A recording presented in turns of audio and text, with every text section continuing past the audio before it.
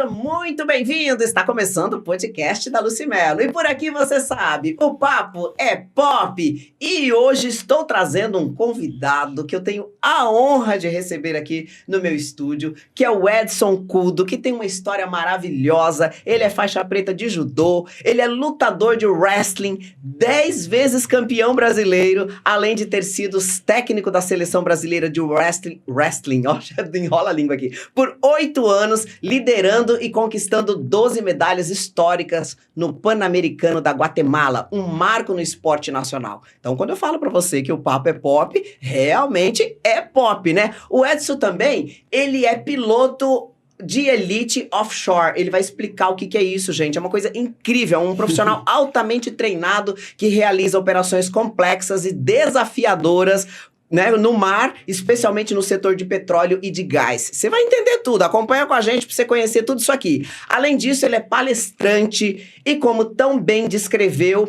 ele vai me dizer o nome do jornalista, que eu esqueci até de perguntar para ele. Eu li um texto muito bonito falando da história dele de vida e ele definiu você, Edson Cudo, como o homem que desafiou o chão, o mar e o céu. E aí ele finaliza o texto dizendo assim, ele é um verdadeiro mestre de vida. Olha que linda essa homenagem, né? Legal. Como que é o nome do jornalista, Edson? Acho que você deve conhecer, né? Aliás, ele veio treinar comigo e eu ensinei ele a ensinar os primeiros movimentos de judô e tal, né? Carlos Cavalcante. É mesmo? Eu li o texto e não estava escrita a autoria. Eu falei, me perguntar pro Edson quem foi que escreveu. É um grande amigo, Que lindo, o texto dele é belíssimo, belíssimo. Seja muito bem-vindo, Edson. Muito obrigado, Cudo. obrigado. Que prazer receber você aqui. Obrigado, Lúcio. Primeiramente, queria agradecer sempre a Deus, né? Pela oportunidade.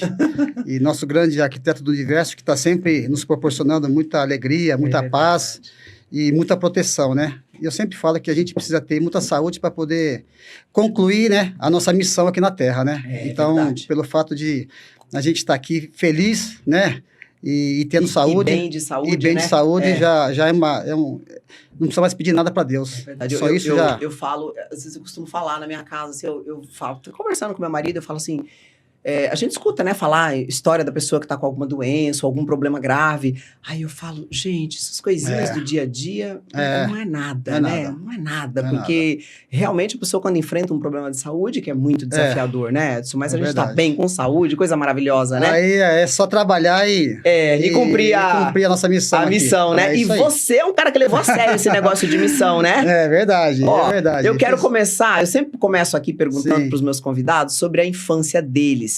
Eu queria que você me falasse se teve algum momento ou alguma influência que despertou essa coisa do esporte em você. Bom, eu nasci em Pereira Barreto, uma cidade do interior de São Paulo, uma cidade pequena, né? E meu avô foi o fundador de Pereira Barreto. Ai, meu avô. Que legal! E eu não tive o privilégio de conhecer o meu avô, né? Mas ele foi fundador de Pereira Barreto e na época praticamente a população toda era japonesa, né? É mesmo? Tem essa característica? E aí, Pereira Barreto tinha muitos japoneses. E ele veio do Japão? Veio do Japão. Olha. E aí eu tive primeiro contato com sumô e judô, que é uma modalidade, né, da japonesa. E até os 10 anos eu peguei a base do sumô, judô e tal, e ganhei alguns campeonatozinhos de criança lá, né, mas com 11 sumô anos... porque você era fortinho? Era fortinho. É mesmo? Eu cheguei a 95 quilos. Meu Deus, como assim? Eu cheguei a 95 quilos, E aí, com 11 anos, né, o meu pai falou assim, vamos para Marília. E aí, de São Paulo também, né? São Paulo, E meu pai, assim, ele sempre foi muito empreendedor, né? Hoje eu fico pensando, como é que meu pai, não sabendo nem ler direito, né? Porque ele foi um dos primeiros imigrantes, e ele tinha essa ousadia, né? Falou assim, ó, vamos embora. Aí pegou, são 3 irmãos, né? Vamos para Marília. Aí fomos para Marília. Aí chegando em Marília, primeira coisa, fomos na associação japonesa para conhecer judô, né? Que a gente fazia judô. E lá eu peguei um professor muito bom, na qual eu tive uma ascensão muito rápida no judô. E aí, com 15 anos de idade, eu conquistei o meu primeiro título brasileiro. Nossa, com 15 anos. Que novinho. Fui campeão brasileiro com 15 anos. E aí o professor falou, olha, você tem futuro pro judô. E aí, nesse ano que eu fui campeão brasileiro, eu participei de um torneio chamado Dangai. Esse torneio era um torneio que não tem limite de idade e nem de peso. Eita! Entrava qualquer um. Mas você lutava com pessoas da categoria ou não? Então, eu era campeão na minha categoria. Ah, tá. Sim. Até 15, 16 anos. Sim. Aí meu professor falou assim, vou inscrever você nesse evento aí. Eu falei, tudo bem, né? Vou apanhar, mas tudo bem. É tudo uma experiência, né? É, tudo é experiência. Lúcio, eu ganhei esse campeonato. Você tá brincando. Eu ganhei esse campeonato. Eu fiz 4 lutas. E a última luta, eu só lembro que era uma pessoa que tinha barba, tinha uns 110 quilos. Uau! Devia ter... Eu tava com 15 anos, devia ter os seus 30 anos, sabe? Já era um homem, já. Sim. E não sei como que eu consegui jogar. Eu tava com 80 quilos na época. Uhum. Eu consegui jogar ele e consegui ganhar. E esse torneio aí é assim... quem ganhar esse campeonato já ganha a faixa preta, porque esse torneio é absoluto até faixa marrom. Ah, olha que bacana. Então, esse torneio já não existe mais hoje, mas na minha época tinha esse torneio. É, porque daí você já provou tudo que tinha que provar. Isso, ali, já né? ganhei na minha categoria, né? e ganhei no absoluto, né? Sim. Aí o presidente da federação, que era o Katsuhiro Naito na época, ele falou assim, olha, isso nunca aconteceu, né? De um menino de 15 anos ganhar um evento desse, né? Aí fiquei pensando, acho que eu levo jeito. Acho que eu levo jeito pro judô. Acho que vai dar bom isso aqui. Acho que vai dar certo isso aqui, né? Mas aí, com 16 anos, eu resolvi ir para São Paulo. Porque todos os eventos lá aqui é a capital. Ah, tá. Porque eu já era campeão brasileiro lá. Falei, eu preciso dar um passo a mais. Isso. Eu preciso ir para São Paulo. Aí o meu professor me apresentou para um outro professor, amigo dele aqui, que foi o primeiro medalhista de judô do Brasil, que foi o Chiaki, que ele é japonês, naturalizou brasileiro para participar das Olimpíadas. Que legal! De 76, né? E aí, eu fui para academia, morei na academia. Lúcio, eu sofri lá, viu? Nossa, o japonês... Eu saí de um japonês duro e eu falei, agora, graças a Deus, agora eu vou num lugar mais tranquilo. Me livrei desse. Eu cheguei lá na academia, era 10 vezes pior. Falei, meu Deus do céu. Porque e você morava na academia? Morava na academia. E eu tinha 16 para 17 anos, né? Então, assim, eu tava terminando o 2º grau. Sim. Então, eu tinha que estudar, eu tinha que dar aula, eu tinha que lavar roupa, eu tinha que fazer almoço. Que mudança para um menino, hein? Então, assim, ali eu criei uma maturidade e responsabilidade, né? Muito grande. Então, para mim, foi uma escola, né? Beleza. E aí, o mais engraçado que esse professor, né? Chiaki, imagina, ele foi medalhista olímpico, né? Imagina um japonês grande. Não, o japonês é pequeno, né? Geralmente, né? Japonês grande, quando forte, mistura muito que eles ficam grandões, né? Grande, mas forte. Eita. Aí, vem cá, você é muito bom, tá bom, vou te ensinar. Eu achei que ele ia me ensinar um golpe, né? Ele me jogou umas 30 vezes. No chão? No chão. Ei, ai! Foi me jogando. Coitado! Me jogou 30 vezes. E aí eu não estava entendendo nada, né? Falei, mas o que esse cara tá querendo fazer com eu? Eu vou embora, tá louco? O professor aqui vai me matar, né? Sabe o que ele falou? Ele falou assim, muito bom, você é muito bom, forte. Hoje caiu 30, né? Amanhã cai 29, né? Depois cai 28. Assim vai melhorando, né? Essa era a metodologia dele. Senhor! Essa era a metodologia dele. Se eu soubesse, você tinha derrubado ele logo, então. Eu falei, caramba, como é que eu vou fazer? E todo dia eu apanhava assim. É mesmo? E fui assim... Apanhava profissionalmente. O que é pior, né? Nossa, foi duro. E o treino também era bem... Então, com isso aí, né? O treino era rigoroso, né? Eu realmente cheguei assim, num nível assim de atleta de seleção brasileira. E aí, paralelamente, eu conheci o professor Roy, que ele trouxe o wrestling. Tava dando aula de wrestling e tal, né? E aí ele viu... Era uma novidade. Novidade. E ele me convidou para treinar wrestling. E aí eu peguei e falei, nem sei o que é isso. Ah, tá bom, vou lá treinar. E aí comecei a treinar, achei interessante, porque não tem kimono, né? Judô tem kimono, wrestling não tem kimono. Aí comecei a achar interessante e comecei a praticar os dois ao mesmo tempo. Já tinha caído bastante, né? Já tava forte, né? Já tava forte. Apanhar não era problema, né? Wrestling. Então vou fazer. Porque é queda também, né? Então, isso que eu falei. A característica do wrestling é a queda, né? Aí eu comecei a praticar wrestling. E aí, Lucy, depois de 1 ano, eu tomei a decisão de partir pro wrestling e deixar o judô. No auge do judô. Nossa! No auge do judô. Isso aí foi uma decisão que eu tomei e o meu mestre ficou muito furioso. Ele falou assim, você tá doido? Você tem tudo para ser campeão do mundo, sei lá, de repente um campeão olímpico, né? Sim. E eu treinava muito, né? E aí eu decidi partir pro wrestling. Foi uma decisão, eu não sei. Por que será que você decidiu? Parece que foi, eu não sei, eu acho que assim, eu sempre fui uma pessoa assim muito espiritualizada, sabe? Tá. E a minha mãe também é uma pessoa com muita fé, né? Eu não sei, nesse dia eu falei assim, acho que eu vou partir pro wrestling. E foi a melhor coisa que eu fiz. Você achou que tinha um chamado, vamos dizer assim? Eu acho sim. Foi estranho, porque ninguém para no auge, né? Então, todo mundo... geralmente quando você tá no auge, você aproveita, eu né? apanhei tanto para chegar no auge. Aí quando chegou no auge, não era bem isso. A hora que eu parei de apanhar, aí eu resolvi fazer wrestling e falei, sabe uma coisa, eu vou fazer wrestling. Em um ano, eu me preparei, no segundo ano fui campeão brasileiro.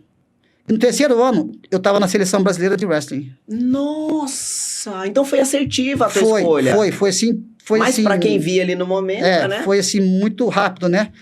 E aí comecei a participar de torneios internacionais, comecei a ter um bom resultado. E aí eu fui para um torneio dos Estados Unidos, chamado US Open, torneio aberto dos Estados Unidos, onde todo mundo, qualquer país convidado poderia participar. Era um campeonato mundial, na verdade. O Japão estava lá, a Inglaterra estava lá, é um torneio aberto. Tá. Aí eu conheci o técnico da seleção japonesa. E aí, na segunda luta, eu peguei esse lutador japonês. Pô, o cara é da seleção japonesa. Aqui a gente treinava numa situação precária, não tinha nem uniforme, nada. Nossa. A gente treinava em cima de tatame de judô, não tinha nem tapete de wrestling mesmo, oficial. Aí eu dei uma canseira nesse japonês. Eu quase que ganho desse japonês. Perdi por um ponto. Aí o técnico chegou e falou assim, peraí, mas o Brasil não tem wrestling? Eu falei, olha, acho que nós somos poucos, né? Mas tem wrestling sim. Aí eu mostrei a condição que nós treinávamos aqui no Brasil, né? Aqui em São Paulo. E eu falei, não é possível. Então, vem pro Japão. Foi aí que eu fui pro Japão, fiquei lá 2 anos, né? Ah, foi aí que você foi nesse convite. Fiquei no Japão lá, treinando 2 anos lá. E aí depois eu vou te contar a história quando chegar no Japão, como que aconteceu lá, então, entendeu? Mas me conta, já me conta já, porque você ficou 2 anos lá e aí por mais que você seja um japonês, mas a cultura lá é diferente. Sim, é diferente. Eu fico pensando assim, uma pessoa que migra para outro país, né? Porque a cultura é diferente, a alimentação, é tudo, né? É tudo, né? Tudo é diferente. E ainda numa situação dessa de treinar. Exatamente. Né? Uma luta, que nem você falou, que tem treinador que é meio excêntrico, né? E eu cheguei lá como convidado, né? Sim. Então, é pior ainda, né? Porque você tem que mostrar mais resultado. Exatamente. Aí eu peguei e falei, sabe uma coisa? Eu cheguei no Japão, fui pra universidade e falei, vou assistir o treino lá, como é que é? Lúcia, eu dei graças a Deus de não ter entrado no treino, porque eu ia morrer. Nossa! Eu ia morrer no treino. É mesmo? Meu Deus do céu. O nível falei, só do exercício, eu ia morrer lá. Altíssimo. Altíssimo. Aí eu falei assim, não tem condições. E olha que eu tava treinado, hein? Eu tava treinado. Sim. Achei que ia chegar lá, a hora que eu falei, vou lá ver o treino, como é que é. O quê? Só pra descontrair, você achou? Graças a Deus, de não ter entrado no treino. Ia passar vergonha. Não ia aguentar o treino. Coisa. Aí, o que eu fiz? Falei, bom, vou me preparar. Eu fiquei 3 meses preparando a parte física para poder aguentar o treino. Para poder aguentar o treino. Nossa, Edson, 3 meses, então. puxado. O japonês é muito disciplinado nessa parte aí, que eu vou falar para você. E aí, depois... Eles têm essa tradição da luta também, né? Que é uma coisa muito deles já, né? Já nasce, sabe que vai lutar alguma coisa, né? Ainda que seja só para praticar um esporte, né? O judô é muito... O judô japonês é muito forte, o wrestling é muito forte também. E a equipe número 1 do mundo são as japonesas do wrestling. É mesmo? Você acredita? Tem uma japonesa lá que é 10 vezes campeão do mundo. Você tá brincando? 10 vezes campeão do mundo. Consecutivo. 10 anos, ninguém ganhou dela. Então, ou seja... A disciplina, né? disciplina. Eu fico chocada com a disciplina dos japoneses. É impressionante. Aí comecei a treinar, né? Depois de 7 meses, já acostumei o treino, né? Sim, aí foi se adaptando, né? Fui me adaptando. Mas aí tem o seguinte, né? Uma coisa que eu aprendi no Japão é o seguinte. Depois do treino, né? De 3 horas, tá todo mundo cansado, né? Aí tem várias cordas ali no centro de treinamento que dá mais ou menos 15 metros de corda. E tem que subir as cordas. Depois do treino, tem que subir, fazer... Depois do treino, tem exercício para fazer ainda. Depois do treino. Aí sobe corda, dá tiro, tal. Mas o problema era subir corda. Eu odeio subir corda. É mesmo? Não gostava de subir corda. Então, Poxa, ainda cansado e cansado ainda. Falei, e sem vontade ainda. Mas todo mundo ia lá. Tinha mais ou menos toda a aula tinha 60 mais ou menos, 60 lutadores lá treinando. E aí acabava o treino, todo mundo ia lá, subia a corda e ia embora. Entendeu? E eu sempre era o último. Conclusão, olhava para a corda e falava assim, uma coisa, não tem ninguém aqui, eu vou embora. E ia embora. Vazava. Eu fiz isso aí 2 meses. 2 meses. E ninguém descobria. Ninguém falava nada. Eu falei, mas ninguém fala nada, então acho que eu vou ficar aqui eternamente sem... Aí depois eu cheguei Quando eu fui dormir, acho que Deus falou, né? O que você tá fazendo, meu filho? Você veio aqui para treinar. E aí eu fiquei pensando, mas eu tô enganando quem? Eu tô enganando quem fazendo isso? Entendeu? Tô enganando a mim mesmo. Sim. Aí eu peguei e falei, sabe uma coisa? Amanhã eu vou ser o primeiro a segurar na corda e subir. E comecei a fazer isso. Aí cheguei à conclusão que os japoneses, eles não procrastinam as coisas. O que é para ser feito, eles fazem. Olha, isso é um grande aprendizado. É, um grande aprendizado. Eu aprendi isso aí observando, porque tá todo mundo cansado, tá todo mundo esgotado. Sim. Mas o que tem que fazer, eles fazem. E não reclamam. Outro exemplo que eu vou te falar foi uma coisa muito interessante. Na época não tinha celular, tá? Não tinha celular. Exatamente. Aí, depois do treino, nesse dia aí, era para fazer 300 flexões, depois do treino. 300 flexões de braço. Rapaz. Aí todo mundo conta, 1, 2, 3, 300. 300, Aí, chegou, tava quase terminando, tava 270 mais ou menos, tava acabando. Aí, uma jovem desceu lá do escritório e falou assim, ó, tem um telefone pro senhor. Aí ele pegou e saiu. Demorou uns 10 minutos para voltar. Enquanto ele não voltou, o pessoal estava fazendo flexão. Uau! Já tinha passado de 300 há muito tempo. O pessoal não parou de fazer. Aí quando ele chegou, aí o professor falou assim, tá bom. Passou de 300? Ninguém respondeu nada, tá bom, vamos terminar. Nossa, Edson, é uma cultura muito diferente, né? Com o wrestling especificamente, com todos esses desafios que você enfrentou lá, qual a conclusão que você tira, assim, o que você tirou de grande aprendizado desse tempo que você ficou lá? Foram 2 anos, né? Isso, foram 2 anos.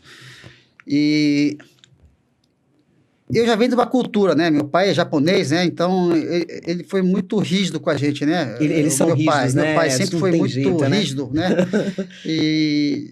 Então, quando eu cheguei no Japão, eu percebi que lá era mais tranquilo até. Meu pai era muito mais rígido. Menino! É engraçado, né? E aí, eu conversava com os amigos do treino, e aí eles começaram a me convidar, né, para ir para casa e tal. E aí falava, né, o que meu pai falava, eu falava da história do Japão, que meu pai contava. E eles ficavam impressionados que nem os jovens sabiam a história do Japão tanto quanto eu. Olha, que bacana. Então, eu vi que meu pai realmente raiz mesmo, sabe? Raiz. Você vai ter que aprender, entendeu? Tanto é que meu pai me colocou na escola japonesa para aprender japonês, né? Então, você fala japonês, então. Então, quando eu fui pro Japão, eu não tive muita dificuldade, né? Você já fala. E eles dão muito valor para quem é de fora e fala japonês, entendeu? Acredito, porque lá não tem analfabeto. Então você não saber ler, escrever, então, é uma ofensa para eles, né? Então, né? Imagino. E se você fala que não é, né, japonês e sabe falar, estudou, eles te dão um valor assim, entendeu? Então, para mim foi muito bom, né? Aí eu fiquei pensando, nossa, meu pai fez a coisa certa. Olha, hoje eu tô aqui falando japonês e entendo, né? Então, nossa, isso aí foi muito bom, né? Então, e assim, naquela época o Japão já tinha mudado muito, sabe? Você via umas coisas assim que o meu pai falava. Tanto é que meu pai foi pro Japão. Teve a oportunidade. E ele defendia os japoneses e tal. E ele chegou lá, viu que o Japão é totalmente diferente do que ele imaginava. E ele voltou meio frustrado, sabe? Tadinho, olha só. Eu falei, tá vendo, pai? As coisas mudam, né? É verdade. Então, mas né, assim, uma coisa que eu admiro nos japoneses, né? Eles se preocupam muito com o próximo, sabe? Então, por exemplo, se você vai fazer uma obra, por exemplo, né? Eles vão na sua casa, pedem licença para poder fazer uma obra da prefeitura na rua da sua casa. Olha, que bacana. São muito educados, né? São muito educados, né? Então, assim, os japoneses são, nesse ponto aí, todo estrangeiro que vai para lá quer voltar, porque a atenção que os japoneses dão para as pessoas, né? Não só... Essa cultura do japonês, né? Sim. Então, eu tenho amigos... É bem diferente. Eu tenho grandes amigos que são japoneses e Sim, alguns que moram no Japão, inclusive. Então, é uma coisa assim muito... É muito, como você falou, muito raiz da cultura de vocês mesmo, essa coisa, né? E já entrevistei também pessoas aqui do Japão que conta exatamente o que você contou aqui, né? Pais bem rígidos, educação rígida.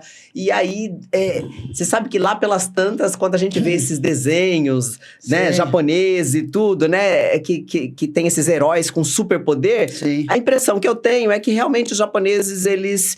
tem esse superpoder, sabe? Esse superpoder da disciplina, de aprender qualquer coisa, de ser bom em qualquer coisa que ele se propõe a fazer. E tem isso mesmo, né? Que é muito da cultura mesmo, né? Então, isso aí é o famoso Ikigai, né? Que a gente vai falar um pouco, né? Vai falar daqui a pouquinho. E o Ikigai praticamente faz parte da cultura, né, japonesa, né? Tem que ter um propósito na vida, né? Então... O japonês, ele... É muito difícil você perguntar o que você quer ser, a pessoa fala assim, eu não sei. Já tá tudo claro, assim. Desde criança, eles já sabem o que eles vão ser. Que legal. Então, eles já têm, assim, uma diretriz, né? Isso é importante, né? Sim, isso é implantado, né? Desde cedo, né? Desde cedo. É legal, porque adianta a vida também, né? Porque você não perde tempo fazendo outras coisas, entendeu? Exatamente, Eu não sei se isso é bom ou não, mas eles têm, assim, um propósito, entendeu? Por que eu tô fazendo isso? Por que eu tô comendo isso? E os japoneses, eles são muito disciplinados nessa parte de alimentação também. É verdade. Entendeu? Então, eles mesmo que exista McDonald's, mesmo que exista, sabe, esse fast food, os japoneses são tradicionais, entendeu? Eles comem peixe, comem muita coisa muito saudável, entendeu? Porque sabe que é saudável e que é importante comer bem, né? E evita coisas industrializadas, né? Então, até hoje é assim. Então, por isso que a longevidade dos velhinhos japoneses ultrapassa 100 anos, né? Olha só, menino. Então, tudo assim, eles perguntam, isso aqui vai fazer bem para mim? Na mente deles, eles já têm essa cultura, né? Vai fazer bem para mim? Não vai fazer, então vou deixar, vou comer o que faz bem. Então, olha só que bacana. Eles sempre se questionam assim, né? Sim, questiona e faz certinho, né? Porque aqui a gente questiona, mas não faz. Faz. Ô Edson, eu queria que você falasse um pouquinho, sabe do quê? Que quando eu apresentei você aqui, os resultados, a apresentação sempre impressiona, né? Mas mais do que impressionar, eu queria que você me falasse um pouquinho sobre esses títulos aqui. Porque você, além de ter sido 10 vezes campeão brasileiro, você ainda virou técnico e teve essa conquista aqui, onde você ganhou 12 medalhas num único campeonato. Como é que você faz? Como é que você fez? Porque tô sabendo aqui da disciplina, da resiliência, de todo o seu trabalho. Mas resultados assim, como é que você consegue resultados assim? Me conta.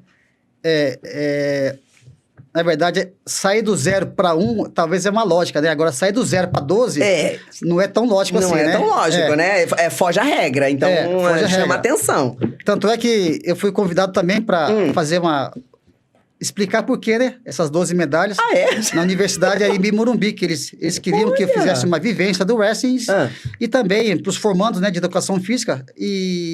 Então você já foi objeto de estudo com essas 12 medalhas já. Porque foi uma coisa assim que eu descobri por acaso, né? Quando eu assumi a seleção brasileira, né, você tem um período para poder, né, juntar todo mundo. E veja bem, tem atletas que vêm do Amazonas, né? O Valdeci Silva é do Amazonas, né? Aí o outro é de Vitória, o outro é do Rio de Janeiro. Então, ou seja, os atletas vêm do Brasil inteiro. É verdade. E cada um tem uma cultura diferente. Né? Tem uma cultura diferente. Claro, norte, sul, sudeste, são coisas completamente diferentes. Isso, né? Então, até você juntar esse pessoal todo, para que eles possam fazer... A gente vê quando tem Olimpíadas, né? No futebol, como eles têm dificuldade de fazer a junção dessa galera e fazer ficar uma coisa só, né? Isso acho que é o mais difícil, né? Para técnico na seleção brasileira, eu senti muita dificuldade de juntar esse pessoal para fazer o planejamento que a gente criou, entendeu? Entendi. Então, assim, eu sabia que a minha missão era melhorar a parte técnica, melhorar a parte física e trabalhar o psicológico. Bom, a parte física... Quase nada. Tudo, né? Na Quase verdade. nada. Então, a parte técnica e a parte física... E quanto tempo, Edson, você tem para fazer... Eu tentei ajustar isso aí em um ano. Um ano? Um ano eu tinha Ó, me dá um prazo de 1 ano para eu poder fazer isso aí. Uhum. E aí é o seguinte, quando você fala em campeonato pan-americano, você tem os Estados Unidos, você tem Cuba e você tem Canadá. Então, quer dizer, você tem que ganhar de americano para ser campeão pan-americano, você tem que ganhar ou tem que disputar a final com o cubano, que é fortíssimo, que são os melhores do mundo, e tem canadense. Então, o Brasil, por ser das Américas... Não tem tradição nenhuma, né? Tem os Estados Unidos. Os Estados Unidos é problema para qualquer país. É verdade. Estados Unidos e Cuba. Por incrível que pareça, no wrestling, Cuba é mais forte que os Estados Unidos. Menino. Nossa! Os americanos respeitam o cubano. Que coisa. Treme, assim, fica meio... Sim. Fica. No Pan-Americano, os cubanos, os americanos ficavam cochichando um com o outro. Ó, será que esse cara tal? Quem que vem? Enfim, então o que aconteceu? Eu fiz a parte física, a parte técnica e faltava a parte psicológica. Uhum. Aí eu tinha uma psicóloga à disposição na seleção brasileira. Tá. Mas eu peguei e falei, sabe uma coisa? Eu conheço muito melhor os meus lutadores do que essa psicóloga que não acompanha o treino, não acompanha nada. Que sugestão que ela vai dar para ganhar? O quê? Vai falar o quê? Vai, fazer, não vai adiantar. Então eu dispensei e falei assim, sabe uma coisa? Por isso que eu falo, tem hora que Deus te encaminha. Aí peguei e falei assim, ó, juntei todo mundo e peguei e falei assim, olha, por que vocês estão treinando que nem um doido aqui? Qual o motivo que vocês estão aqui na seleção brasileira? Qual que é o seu objetivo? Vai ganhar o campeonato? Vai ganhar... De quem que vocês... Para que vocês estão treinando? Todos eles responderam o seguinte, primeiro que eu quero ganhar o campeonato, segundo que eu quero ganhar de americano, eu posso perder, mas eu quero ganhar de um americano, eu quero ganhar de um cubano, eu quero ganhar do Pô, então eu tava... Descobri o que estava sendo na cabeça deles, eu descobri qual que era, sabe, o problema. Aí sabe o que eu fiz? Eu fiz um negócio que eu hoje fico pensando, que doideira. No treino seguinte, eu peguei uma faixa e peguei e falei o seguinte, ó, você não tá escutando, você não tá vendo mais nada, certo? Então é o seguinte, ó, esquece quem você vai lutar. Eu vou colocar um cara aqui para lutar e quando eu falar já, eu vou tirar a venda e você vai lutar. E preparei durante 2 meses assim. Olha, só isso. Só isso. Não é para lutar, só para aquela sensação de ele ver e lutar. Sim, e não pensar no que vai... Entendi. Esquece quem é. Coloca tudo que você treinou em foco para você lutar. E fui fazendo isso. Olha só, aí chega no dia do campeonato, quando você faz a pesagem, o que acontece? Logo após a pesagem, sai a chave das lutas. Com quem que você vai lutar, se ganhou, você vai fazer isso, enfim. E a maioria, todo mundo pega essa chave, juntamente com os atletas, o técnico fala, olha, você vai lutar com fulano, você vai lutar com fulano, tal. Eu peguei essa chave e guardei. E os alunos, lutadores, ô, mestre, eu vou lutar com quem? Não sei. E você, não sei. Eu não sei. Ô, mestre, cara, você veio pra lutar, não é? Você não veio pra lutar? Que legal! Você não veio pra lutar? Vim pra lutar, então tá bom. Então esquece, você vai lutar. Você veio pra lutar. Você vai fazer exatamente o que a gente treinou. Você está bem preparado, tecnicamente, fisicamente, taticamente, entendeu? E você vai lutar. Psicologicamente, né? Porque... Agora que você vai ver o pulo do gato. A tática. E aí, faltando 5 minutos antes dele entrar, numa luta anterior, eu já aquecia. E ele tá lá, tranquilo. Não importa o que é que eu vou lutar, eu vou lá e vou bater no cara. Eu falei, tá bom, é isso aí. Então, Quando ele entrava na hora da luta, ele entrava mais tranquilo, porque não sabia com quem ele estava. Ele simplesmente lutava. Sim. E aí, a primeira luta, ele começou perdendo. Eu já sabia com quem ele estava lutando. Ele já começou perdendo. E aí, eu peguei e falei assim, cara, luta, esquece quem é esse cara, luta. Aí começou a lutar. No finalzinho, estava empatado, ele conseguiu empatar. No finalzinho, assim, faltando 10 segundos, ele conseguiu fazer um ponto e ganhou. Aí saiu da área assim, quase morto. Gomes, que luta dura. Então, você ganhou do canadense. Pô, você ganhou do canadense. Caraca, nem sabia que estava lutando com o cara. Nem sabia com quem estava lutando. Se ele soubesse que era um favorito ou se era um outro cara, a tendência era falar, meu Deus, e ficar muito mais nervoso do que... Pensamento gera sentimento e sentimento gera ação. Eu tirei o pensamento, entendeu? E tirei o sentimento. Ele só foi lá para fazer a luta, que é a ação. Se ele tivesse visto a chave e tivesse falado assim, olha, eu vou lutar, mas, pô, é o canadense. Se ele tivesse perdido aqueles primeiros pontos que é crucial, que depois ele teve que correr, na mente dele ia falar assim, mas eu não vou conseguir porque canadense... É canadense, é difícil, o cara é favorita, né? Não vai dar. Boa! Bom, tem intervalinho rápido, já eu volto com o Edson Cudo contando um pouco dessa história incrível dele aqui. E a gente já volta, tá? Segura aí.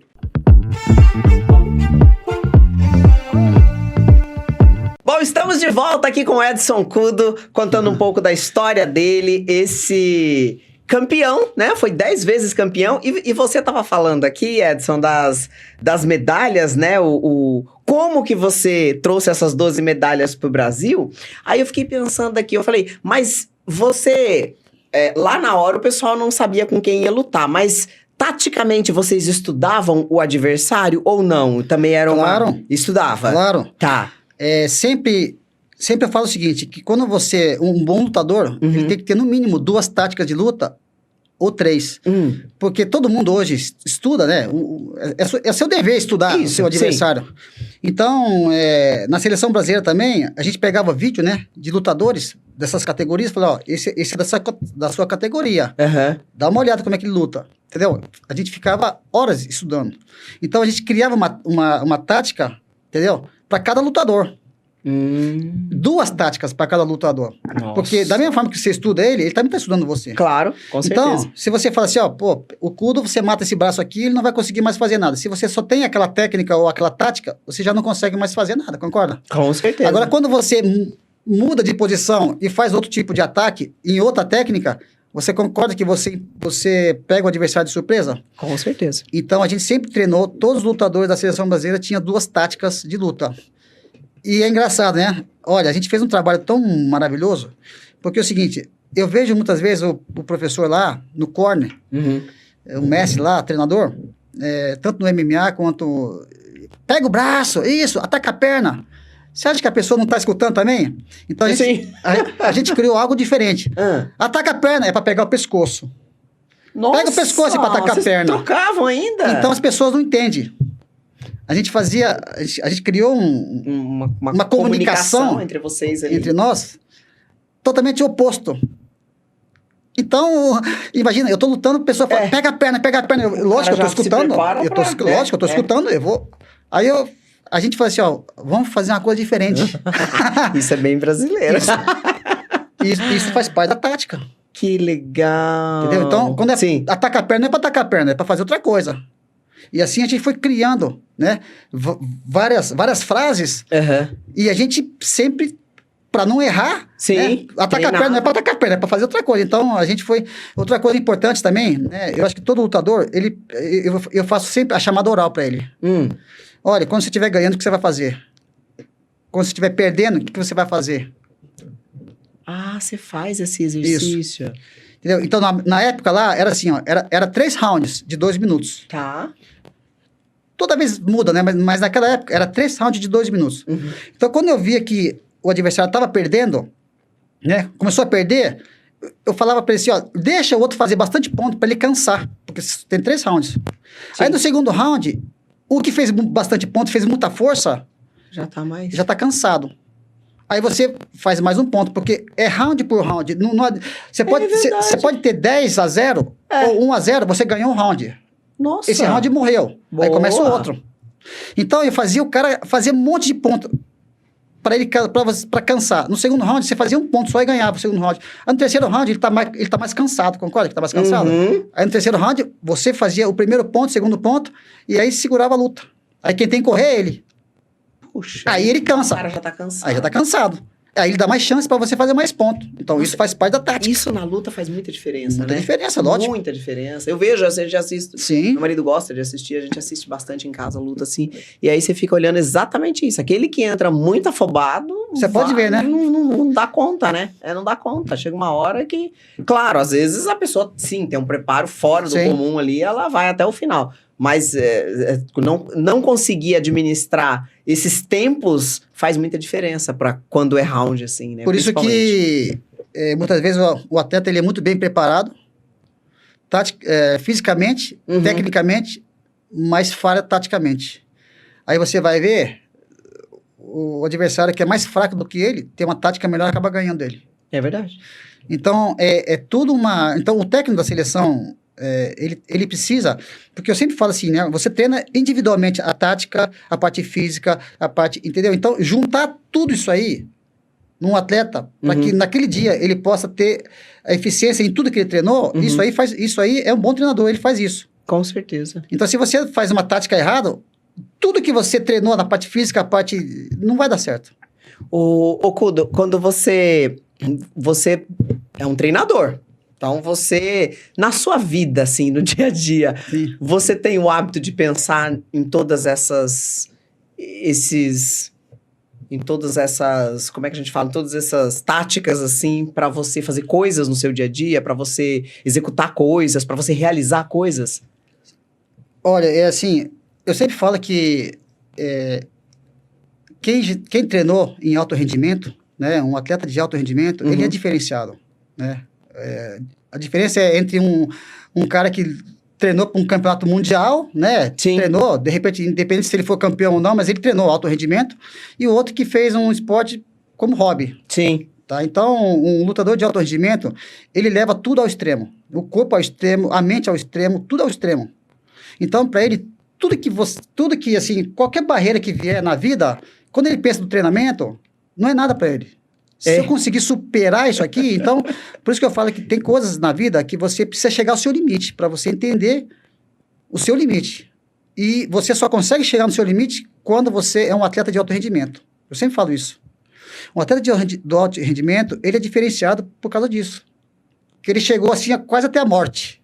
Muitas vezes você pensa, acho que eu vou morrer, que eu não vou aguentar o negócio. Exaustão, né? Exaustão total. Aí você fala, não, o atleta de alto rendimento, ele é destruição total do corpo. Não é saúde. Você fala, alto rendimento não é saúde. Destrói você todinho. Acredito. Entendeu? Eu consigo fazer as coisas porque eu parei cedo. Né? Mas aquele que fica muito tempo, vai quadril, vai joelho, vai ombro. Vai indo embora. Então, nesse ponto, né, o corpo vai, mas assim, a mente dele, vamos dizer, qualquer coisa que ele faça, né, ele tem uma força, assim, interior muito forte, ele não desiste. Com certeza, Essa coisa de saber o ponto Exatamente. de continuar mais um pouquinho para conseguir atingir o objetivo que ele quer, né? Isso aí é porque muito importante. Porque às vezes depende de um pouquinho mais de esforço, né? E às vezes a pessoa desiste ali, né? Desiste. Mas eu tô fazendo agora, né, uma palestra para os lutadores. Eu quero falar dessa palestra. Antes de eu falar da palestra, sabe o que eu queria falar? Posso? Posso. Eu queria falar, o Eduardo Ascioli, eu tive o prazer de entrevistar ele aqui, foi ele que fez essa conexão para poder trazer você aqui, e eu fiquei muito feliz que eu queria contar a sua história. E ele vai fazer uma imersão. É verdade. Né? Na academia dele agora dia 27 de fevereiro. Ele me convidou, inclusive, eu tô ansiosa pra ir. E ele tava falando muito bem dessa imersão do Ikigai, que eu sei que você participou. Aí eu queria saber como é que foi pra você. Obviamente que você tem privilégio, porque japonês participando de uma imersão chamada Ikigai, né? Sim. Olha, primeira coisa, eu queria mandar um grande abraço, né, pro Ascioli. Ele é um grande amigo, grande irmão, né, e é uma pessoa, assim, fora da curva. Tá? Verdade. E esse projeto dele está sendo assim, um sucesso total, principalmente pelo nome, né? A pessoa fala, nossa, como é que você escolheu esse nome? Né? Ele escolheu esse tema, esse nome, Imersão Ikigai, ele acertou, porque isso aí é muito forte, né? Acho que não só para os japoneses, mas quando ele entender o que é essa palavra Ikigai, né, já vai dizer tudo. Então, um abraço, né, para o meu amigo aí, Ascioli, tá? E eu vou falar um pouco dessa imersão. Tem muitas coisas, tá, Lúcia? Tem muitas coisas nessa imersão. É tanta informação, você fala, puxa, mas eu não vou conseguir, né? Mas a diferença é o seguinte, que é prático. Ele cobra de você depois. Então não tem como você falar, não entendi, porque você vai ser obrigado a fazer ali. Na hora. E é legal isso aí. E você vê que você está entendendo. Sim. Né? E o que mais me chamou a atenção foi o mito da caverna. Que ele sempre falou, cara, você precisa ver o mito da caverna, né, de Platão. De Platão, sim. E ele mostra o desenho, quem fez, sim, é um gênio que fez aquele desenho, que mostra tudo, a vida e assim, esse desenho, vou falar rápido, tá? Tá. É dentro de uma caverna e tem duas pessoas sentadas e vendo passar né? Passar as coisas que As imagens ali. a mídia quer que você enxergue, tá? Essa é a primeira parte.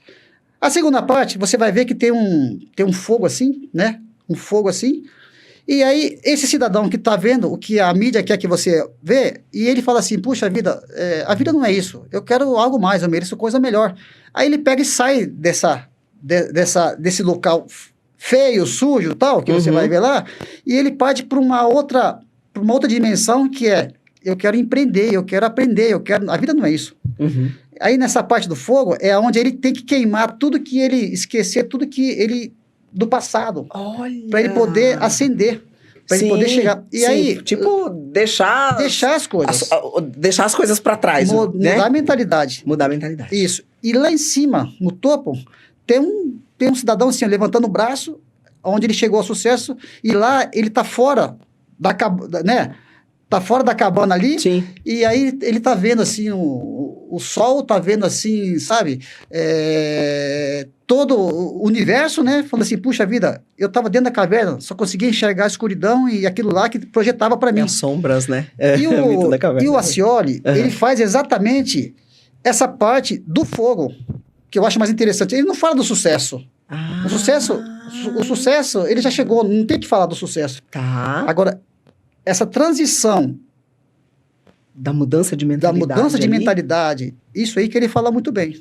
Olha. Entendeu? Isso aí que você precisa aprender, olha, pessoal, precisa aprender isso aí. Isso aí vai te dar um up na tua vida. Né? Porque isso aí que faz você falar assim, puxa vida, agora eu tô enxergando qual que é a minha missão. E uma coisa que ele falou interessante é assim, ó, uma coisa é você falar assim, ó, essa é a minha missão, quando você fala minha missão, é uma coisa muito forte do que falar isso é minha meta. A minha meta é uma coisa, agora quando você fala é minha missão, a energia muda, sabe? É maior. Bem maior. Né? O Edson, e você é uma pessoa, assim, já com muita experiência e com muita vivência, né? Então, você falar que foi... um negócio. Nossa, assim, aprendi muita coisa. Você ainda tem mudança de mentalidade ainda, com toda essa vivência que você teve, né? E a experiência que você teve de mudar de mentalidade em cada etapa que você teve que passar, né? Agora, daí eu vi que você depois...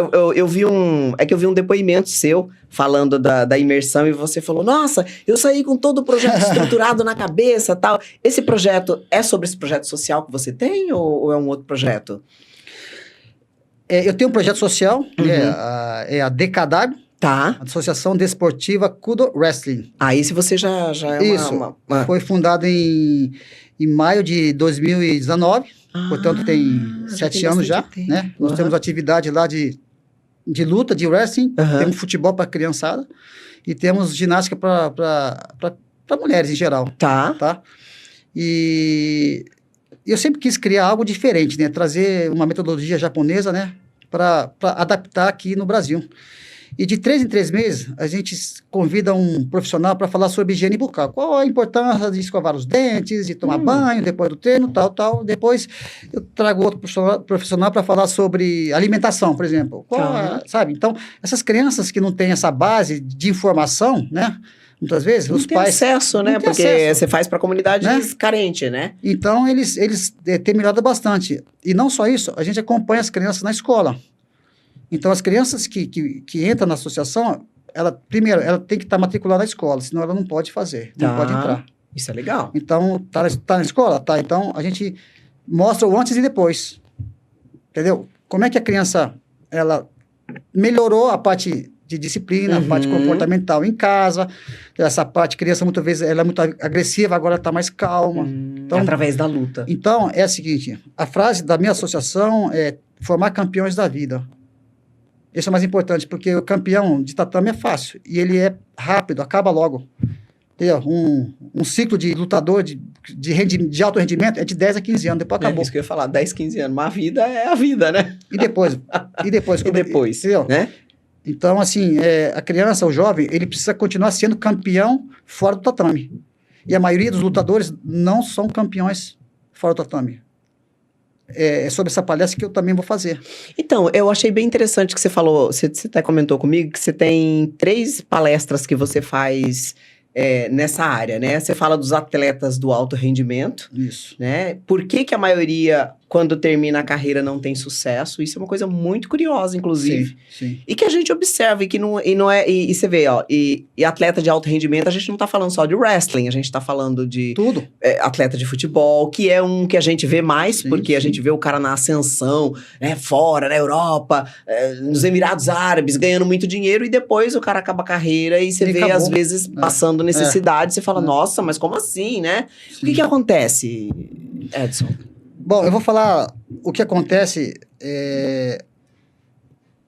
com os meus alunos, né? Uhum. Alguns chegaram ao Que sucesso. você acompanha. Isso, alguns chegaram ao sucesso e a maioria não chegaram ao sucesso. E os que chegaram ao sucesso, todos eles, praticamente, têm o mesmo perfil de pensamento, têm o mesmo perfil de empreendedorismo. Então, existe um perfil de atletas que ele já tem um perfil de empreendedor, mesmo sendo atleta de ponta. E tem atleta que ele é alto rendimento, mas ele não tem perfil. Então, ele ganha todos os campeonatos, ganha todos os campeonatos, mas ele não tem perfil de empreender. Então, como é que eu posso mudar isso aí? Então, fiquei me questionando muito tempo. Como é que eu posso ajudar essas pessoas?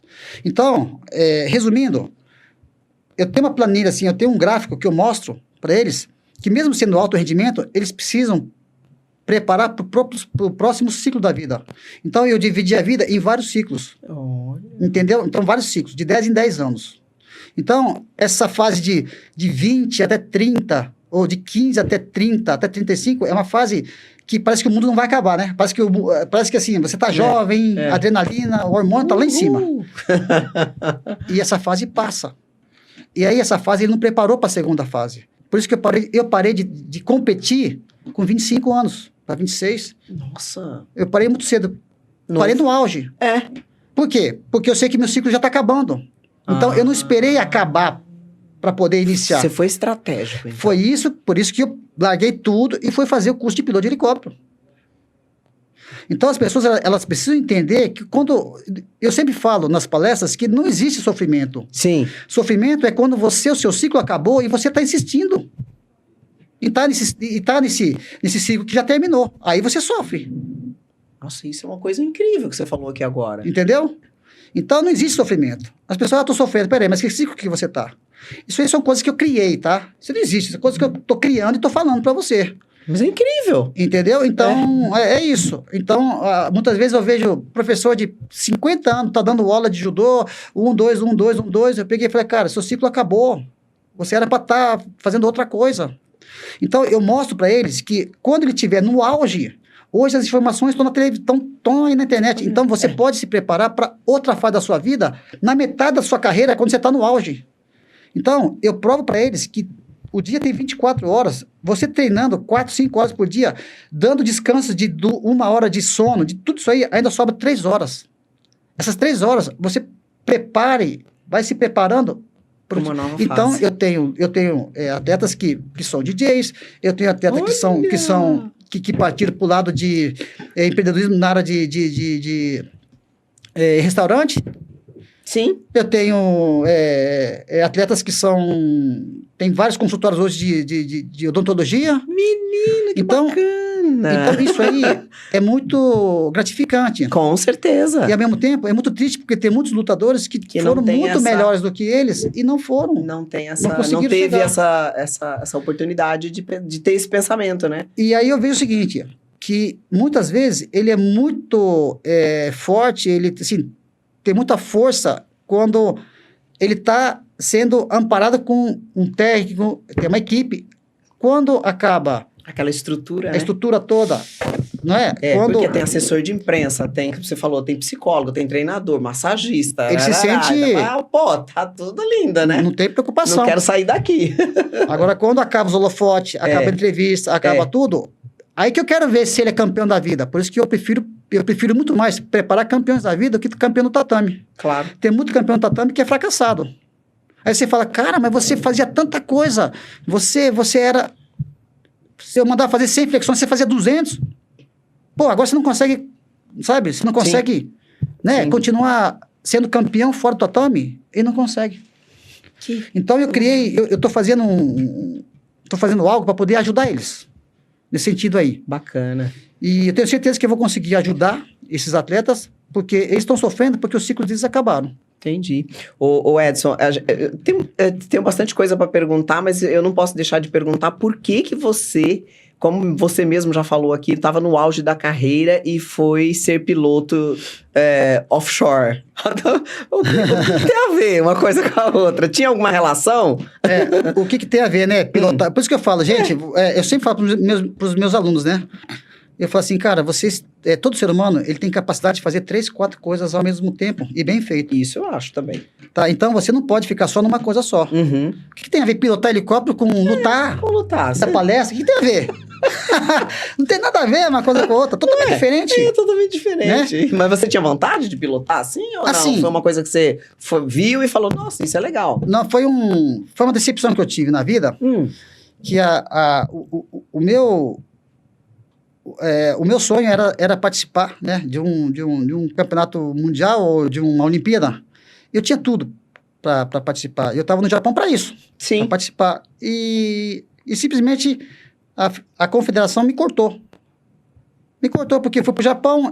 A parte de divulgação de wrestling, quem fazia era eu sempre, porque eu conseguia fazer uns golpes malucos que ninguém conseguia fazer. Tá. E aí fui para o Japão, criei atrito com a confederação e aí eles me tiraram, enfim. E aí eu estava no Japão e aí eu voltei, né, e olha só, uma coisa interessante, eu estava no Japão, o meu professor, ele é bicampeão do mundo e campeão olímpico. E aí quando eu falei assim para ele, contei a história, eu falei, vou pro Brasil, mas eu volto, vou ficar mais 4 anos aqui. Ele pegou e falou assim, não, vai fazer o curso de piloto de helicóptero. Eu fiquei assim, decepcionado, né? Falei, como? Eu esperava ele falar assim, não, volta, volta, vai treinar, vamos treinar, vamos. Ele falou assim, não pega seu tempo, vai pro Brasil, vai fazer curso de piloto de helicóptero. Aí, sabe o que ele fez? Ele pegou, eu nem sabia, ele pegou a medalha olímpica, mas as 2 medalhas do Mundial, ele mostrou para mim e falou assim, olha, eu sou tricampeão do mundo, e olha só, onde eu moro, olha só que eu tenho que trabalhar como todo mundo. Nossa. No Japão. Então as pessoas esquecem quando você é campeão olímpico, tal, mas depois esquece. Exatamente. E a vida continua. É verdade. Então eu peguei e falei assim, uma coisa, como eu conquistei várias coisas que eu queria, sim, eu sempre sou assim, quando eu conquisto alguma coisa, eu quero partir para outras coisas. Tá. Por quê? Porque eu penso assim, a vida é tão curta. Por que eu resolvi parar uma coisa e começar outra? Porque eu acho assim, se eu fosse dedicar para ser um campeão olímpico, eu ia levar a minha vida inteira. E a vida inteira é muita coisa, né? E eu ia saber só fazer isso. Todos os caras que dedicaram a vida inteira para ser campeão do mundo, só sabem fazer isso. Ou ele vai, eu já sei o futuro, ou ele vai abrir uma academia, ou ele vai dar palestra, até ele ser esquecido. Depois que ele ser esquecido, não vai ter mais academia, não vai ter mais nada. Então, talvez, se eu sou certo ou estou errado, não sei, mas eu sempre pensei assim, a vida é curta. Então, eu quero aproveitar o máximo, aproveitar porque nós estamos aqui, nós somos um ser espiritual que está aqui para evoluir. Então, se Deus me deu condições de evoluir e saber várias coisas e ajudar as pessoas, então eu falei, bom, se é para pilotar, então vem pilotar, vem aprender comigo. Se quer lutar, vem aprender comigo. E assim, eu vou me desafiando o tempo todo. Então, esse do atleta também, eu criei essa palestra justamente para poder ajudar. Eu gosto de ajudar as pessoas. Eu acho que eu nasci para ajudar as pessoas. Eu tenho assim, uma vontade imensa de ajudar as pessoas. Sim. Tanto é que o meu sonho, que agora está se tornando realidade, é fazer o maior centro de treinamento da América Latina para deixar para as crianças. Foi esse que você falou lá no Ikigai, né? Que você falou, maior centro de treinamento. Olha que legal. Se Deus quiser, a área já está quase... Vou conseguir essa área. E construir o maior centro de treinamento da América Latina. Nossa, não tenho dúvida nenhuma que você vai conseguir. Vou conseguir.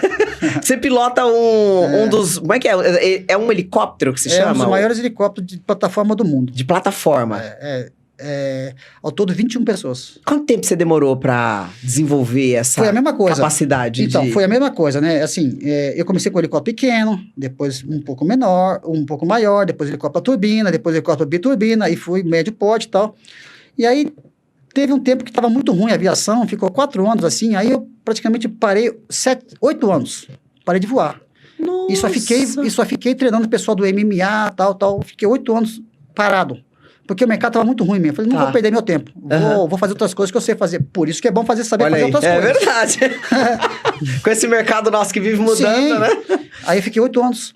Aí depois comecei a voar, tal. Voei particular, voei vários... Levei um helicóptero para os Estados Unidos. Eu levei um helicóptero para os Estados Unidos. Então, assim, se você for ver, tem pessoas que têm várias horas numa coisa só. Eu tenho várias horas em várias coisas. Em várias operações de helicóptero. Até levar helicóptero para os Estados Unidos, eu levei. Que legal. Aí surgiu essa oportunidade de pilotar esse Pô, maior... Você trabalha até com como é que é? Comandante Hamilton, não é? Comandante Hamilton, um grande amigo. Grande abraço, Comandante Hamilton. O Comandante Hamilton gosta das câmeras, né? O Comandante Hamilton é o homem... O Comandante Hamilton, ele foi o primeiro piloto e repórter do mundo, sabia? É, né? Eu vi uma vez o Datena, não foi? Acho que foi o Datena falando, fazendo porque ele sempre participava do programa do Datena. Sim. E eu acho que um dia o Datena fez um comentário desse, eu estava assistindo nesse dia, falei, nossa, eu levei um susto. Porque ou é piloto ou é repórter. Ou é repórter, né? As duas coisas não tinham, né? E aí ele foi o cara que... Precursor aqui no Brasil, mundo, né? No mundo, olha que legal. Foi o primeiro. Que bacana. E aí você foi aprendendo e aí chegou uma hora... Aí surgiu essa oportunidade, né, de pilotar esse helicóptero, aí surgiu essa oportunidade, aí eu falei, vou encarar, né? Aí me mandaram para Noruega, fui fazer o curso lá na Noruega. Nossa, na Noruega? Fui fazer o curso na Noruega. É complexo, então. E aí voltei e tô voando. Mas, assim, né, muitas vezes, essa rotina nossa, né, a gente não dá muito valor, assim, né, da conquista. Sim. Mas, de vez em quando, eu tô lá na cabine, assim, eu vejo aquele sol lindo, maravilhoso, né, nascer do sol, né, a gente decola cedo, né. Sim. Muitas vezes pôr do sol, muitas vezes aquele mar lindo, maravilhoso, você vê baleia, tem época de baleia, sabe, baleia, golfinhos e tal, você vê. Aí você fala, nossa senhora, eu sou um cara privilegiado, sabe, de poder ver isso, né.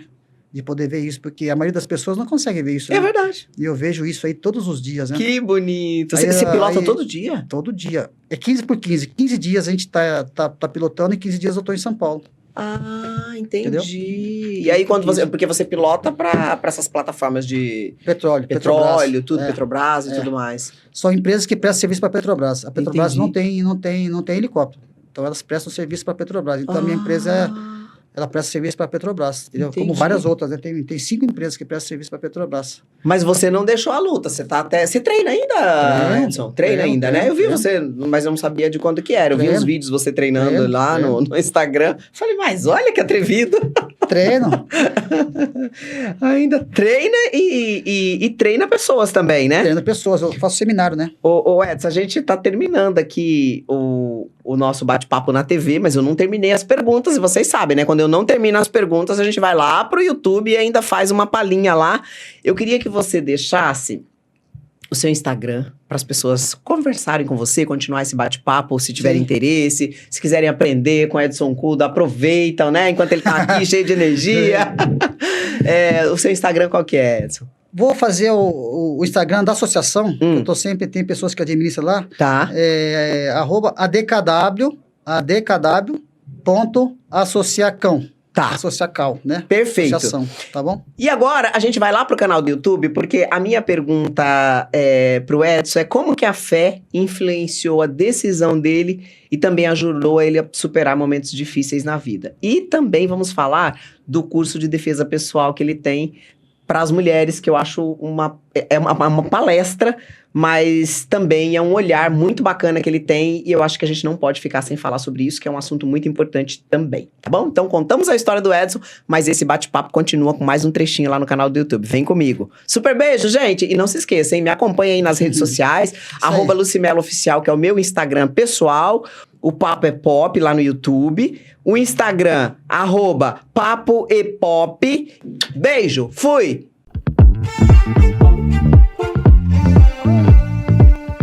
Edson, então, o pessoal que tá chegando aqui da televisão, que já acompanhou o nosso começo de bate-papo, acompanhou a história do Edson, ainda tem um pouquinho, um gostinho a mais que vocês gostam, pra gente conversar aqui, que eu queria falar um pouquinho sobre fé, como que a fé te acompanhou ao longo da sua vida, influenciou nas decisões, tanto no esporte como na sua vida pessoal, como que você vê essa relação. Queria que você falasse um pouco, trouxesse como sua experiência pra gente. Muito legal isso aí.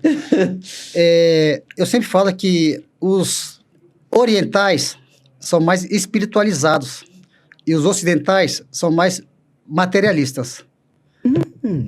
Tá? Então, pode ser. Os japoneses têm na cultura rezar, né, meditar. E, na verdade, a cultura japonesa... Na verdade, não existe o brasileiro. O brasileiro é uma miscigenação de raças, né? Na verdade, né? Sim, exato. Brasileiro, brasileiro puro não... Né? É uma mistura de tudo um pouco. Mas eu acho que isso é interessante quando a gente olha... Exatamente. Quando a gente pega uma raça em particular Sim. e olha o histórico dela, né? Então, isso é muito legal, os orientais, né? Na verdade, são mais, assim, gostam mais de rezar, gostam mais de essa tem parte essa de ligação, né? Tem essa ligação espiritual, né? Então, verdade. A minha mãe sempre foi, assim, uma pessoa de muita fé, sabe? Ela não fala, mas tinha muita fé. E eu vendo a atitude dela, né? Todas as adversidades que a gente passa na vida, né? É que a fé nem sempre assim, eu acho que como criança, assim, a gente percebe, né? A minha mãe também tinha assim, uma força muito grande. Que às vezes não precisava falar, mas diante de alguns acontecimentos, a gente falava assim, nossa, como que ela... Consegue ficar, né? Consegue ficar serena assim, com esse BO rolando, né? Minha mãe foi a mesma coisa, né? Então, o meu pai é um japonês. O meu pai, além de ser japonês mesmo do Japão, que normalmente o japonês é quieto, ele é falante. Acho que eu puxei pro lado do meu pai, que eu falo, né? Então, ele era muito falante, né? E que coitada da minha mãe. Minha mãe era mais quieta, né? Então, acho que minha mãe sofria, tipo assim, para de falar, você fala demais. E meu pai sempre foi muito ativo, né? E o lado espiritual, né? O meu pai não era muito, não. Meu pai nunca ligou para essas coisas, mas minha mãe sempre foi muito... Falava pra gente, né? Tudo tem hora de Deus, né? Continue fazendo suas coisas.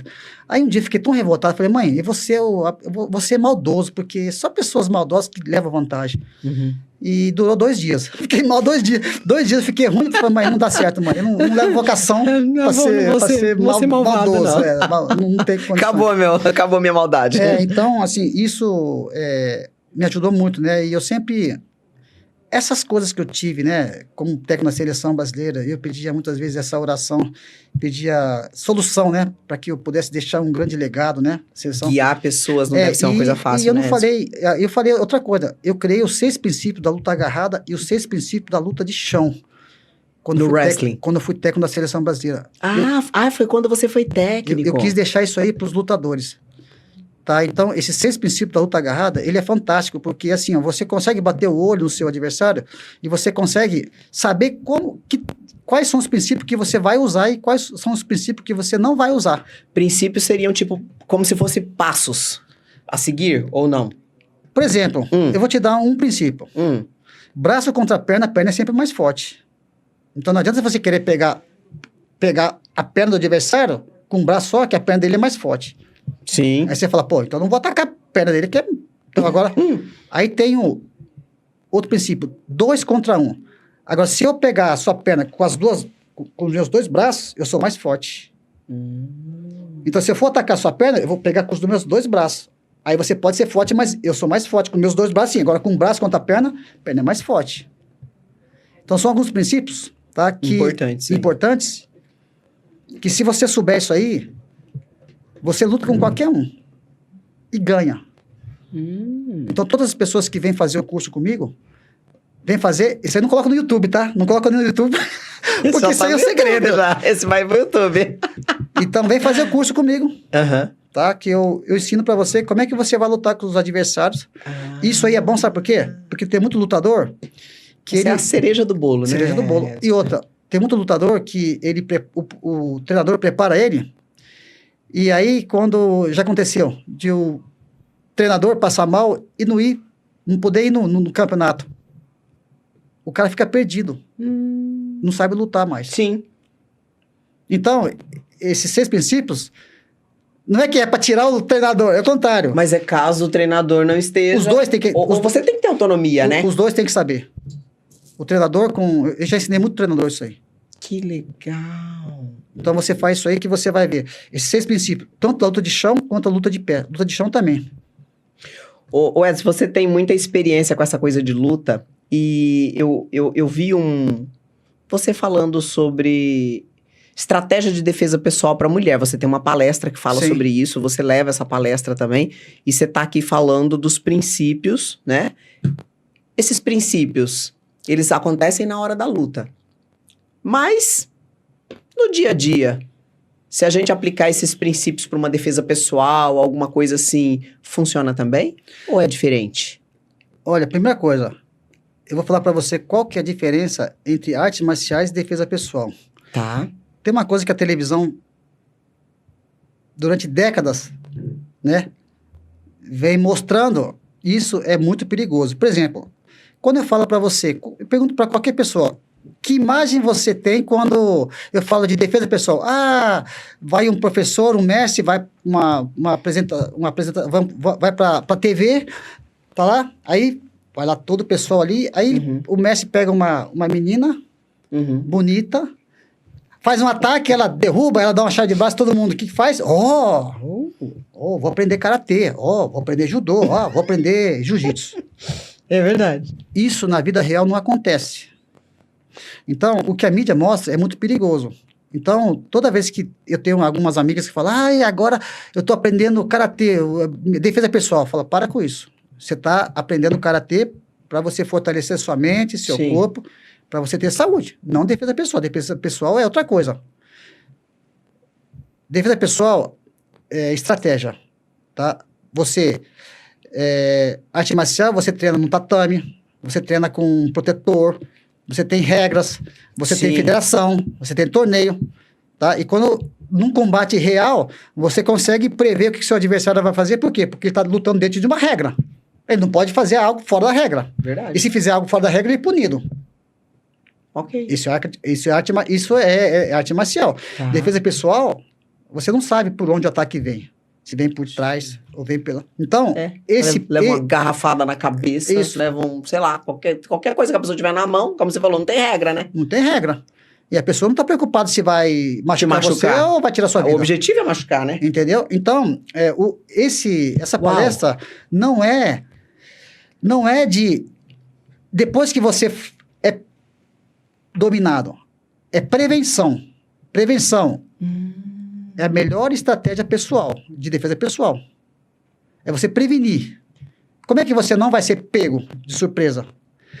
Eu mandei esse projeto lá para a Assembleia Legislativa e falei com o deputado estadual. Ele ficou doido. Ele falou assim, cara, eu tenho um projeto que é para amparar as mulheres que foram estupradas, que foram violentadas, que foram agressão, tal. Eu falei, não.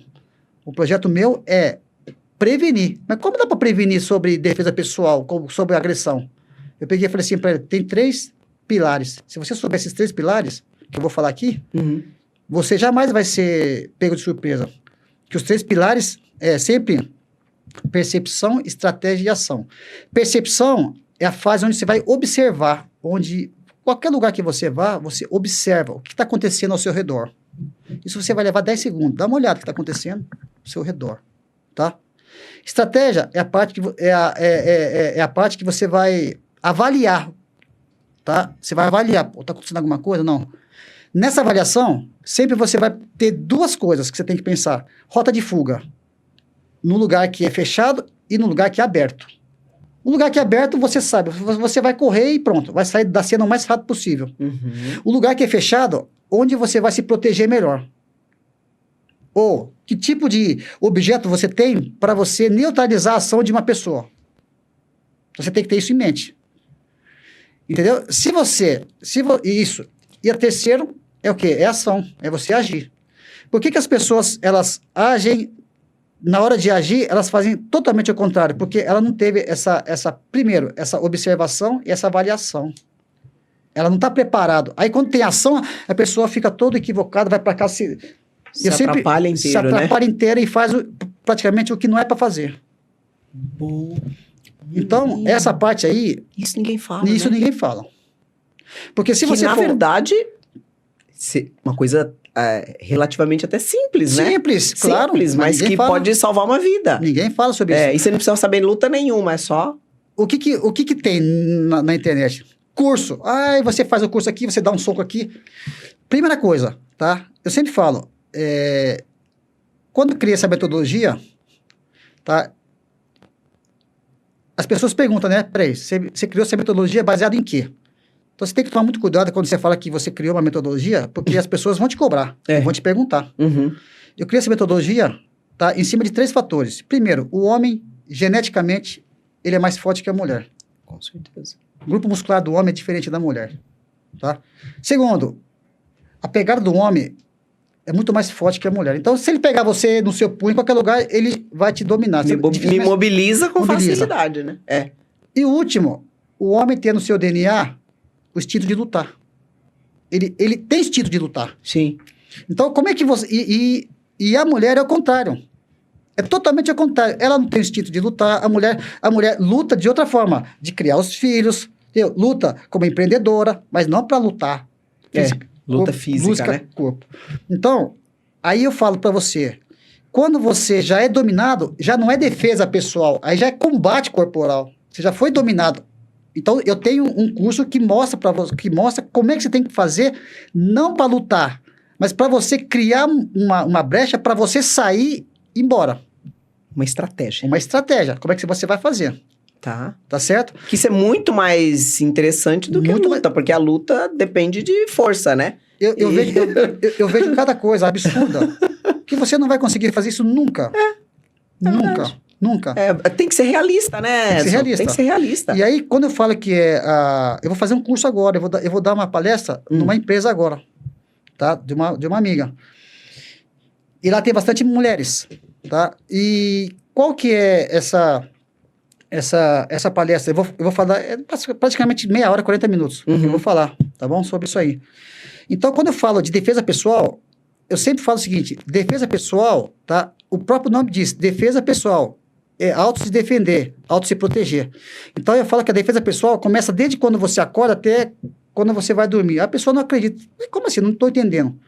Defesa pessoal, por exemplo, se você vai, né, entrar no chuveiro e tá molhado, e você tá vendo que tem um sabão ali, um sabonete ali, você vai escorregar, você vai cair, você vai machucar. Então, isso é defesa pessoal. Se você tá vendo que tá chovendo e tá frio, e você não leva um casaco, você pode pegar uma gripe, uma pneumonia. Então, isso é defesa pessoal. Então, defesa pessoal, o próprio nome diz, é para você se defender. Em todos os cenários do dia a dia, dentro de casa, na cozinha, tudo, vai cortar uma coisa, então, cortou o dedo. Então, isso que eu falo que é defesa pessoal. Aí a pessoa fala assim, puxa vida, eu nunca pensei nisso, mas o próprio nome está dizendo. Defesa pessoal. O Edson, agora eu tenho que perguntar também, porque eu assisto bastante luta e eu vejo aquelas meninas lá do MMA, assim, rapaz, elas, assim, uma menina treinada daquela, ela luta com um homem, você que é né? Você tá falando aqui de defesa pessoal, a diferença entre a força de um e de outro. Na mesma categoria, por exemplo, ela consegue? Ou dá diferença? Você tá falando dois lutadores entre homem e mulher? Uma mulher e um homem, por exemplo. Não tem comparação. Não, né? Não tem. Você pega uma menina de 60 quilos e pega um menino de 60 quilos e bota lá os dois para lutar, não vai. Não vai. Difícil. Muito difícil. A estrutura, o soco do homem, entendeu? O chute do homem, o grupo muscular é diferente. A potência é diferente. E você sabe, falando aqui com você, eu me lembrei de uma coisa, não é para criar polêmica, mas é só pra gente trazer esse fato. Há pouco tempo atrás se discutiu muito a questão de travestis entrarem e utilizarem o banheiro feminino, né? Sim. E aí algumas mulheres, aí teve todo um burburinho aqui dizendo que não, que as mulheres não queriam, porque você não sabia, o cara podia entrar lá dentro, se fingir de ser um travesti e tudo mais, e colocar em risco as mulheres e tal. E aí é por isso que eu até te perguntei isso aqui, porque é uma coisa que faz sentido, uma discussão que faz sentido, né? Sim. Isso é muito polêmico, sabe? É polêmico. Mas eu tô falando na questão de força, né? Isso que eu falei, não era pra polemizar, mas é só pra entender que na questão de força, a gente... Com certeza. E você é um cara experiente nisso. Certeza. Não estamos falando com qualquer pessoa da rua que fala, defesa pessoal. Não, a gente tá falando com um cara que tem uma experiência com luta, né? Uma vivência de luta muito grande, né? E pode falar isso com propriedade, né? Que são pesos e medidas diferentes, né? E tanto é que na Olimpíada foi um caso assim, foi uma polêmica nas Olimpíadas, porque...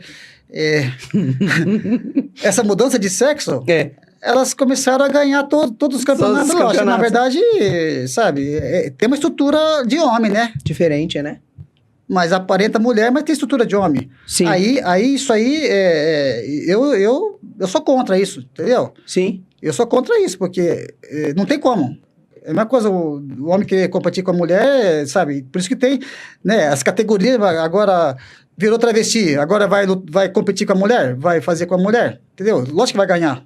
Né? Não tem como. Entendeu? Então, por que não é contrário, né? É mulher e vai competir com homem. Ninguém quer isso, né? Ninguém faz isso. O contrário ninguém quer, sempre né? O contrário. Sempre o homem, eu vou lá que eu vou... Sempre vou levar uma vantagem. Sempre pensando em levar vantagem. O contrário não acontece. É verdade. Né? Não, é interessante a gente falar, porque assim, se eu tivesse falando com qualquer outra pessoa, não ia levantar essa bola. Mas você é uma pessoa que tem experiência com isso, né? Ô Edson, deixa eu ver o que falta aqui ainda, porque ainda tem mais coisa ainda, hein? Ó. Peraí, ainda tem mais coisa aqui pra te perguntar aqui, ó. Pra quem sonha em fazer algo ou mudar de carreira, qual é o conselho mais importante que você dá pra pessoa? E você já deu alguns aqui durante o programa aqui na TV, né? Eu sempre falo assim que se você tá querendo mudar, já é um bom passo, né? Porque você tá vendo que você já tá sofrendo no algo que você já tá fazendo. Então, quando a pessoa... Tem duas maneiras de você mudar de vida, né? Ou quando você realmente cansou mesmo, não aguenta, pela dor, né? Ou escutando pessoas. Verdade. Olha, eu acho que melhor assim. Mas a maioria do pessoal, ele não escuta. Ele vai até chegar o momento que ele não aguenta mais. Então, se você está querendo mudar de profissão, querendo mudar de vida, né? Primeira coisa que eu falo é o seguinte, você tem que entender que, primeiro, o ser humano ele tem que ser. Fazer para depois ter. A maioria quer ter sem fazer e sem ser. Aí fica difícil. E tá cheio aí hoje em dia. Entendeu? Né? Hoje em dia tá cheio, né? Isso é verdade. Então, não existe milagre. Sim. Então, se você quer mudar para uma outra área, primeiro...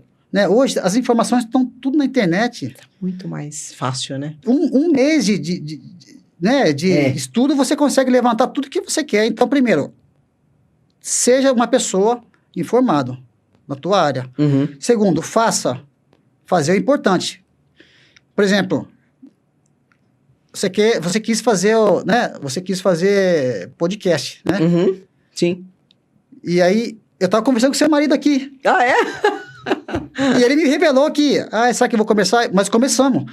Então, tudo na vida precisa fazer, precisa começar. Precisa começar. Não tem problema. Começa. Do jeito que tiver, começa. Tem que começar. E eu estava falando também com ele que hoje em dia... Eu falei para ele assim, se eu não fizer alguma coisa onde eu vou entrevistar as pessoas, onde eu vou pôr uma cadeira no meio da rua e vou conversar com as pessoas. Aí ele começou a dar risada. Ele falou, nossa. Eu falei, é isso aí. Porque é o meu propósito. Eu preciso. É isso aí, então. Eu sempre falo para as pessoas que começam, né? E aí, no meio, né? Ela vai ver que foi muito bom ter começado, você vai vendo aqui, as coisas vão começar a acontecer. Eu sempre falo que o universo, ele conspira quando você começa. Quando você não começa, não espera o tempo certo, porque não tem o tempo certo. Tem que começar logo. Outra dica que eu dou é o seguinte, tá? Para mim, me ajudou muito. Tenha sempre um mentor na tua vida. Tenha um mentor. Seja um amigo. Por exemplo, essa área que você vai atuar, conheça pessoas que são os melhores. Sempre eles têm e-mail, Instagram. Entra no Instagram, olha, tudo bem, como é que é, tal. Mostre interesse. Mostre humildade. Que as pessoas ajudam. As pessoas ajudam. Né? Quando a pessoa... Depois eu vou deixar meu e-mail. Quem quiser, pode me perguntar algumas coisas, ou quiser, eu vou deixar meu e-mail pessoal. Tá bom? Ó, que legal. Mas eu vou ajudar. Então, essas pessoas, elas sempre ajudam.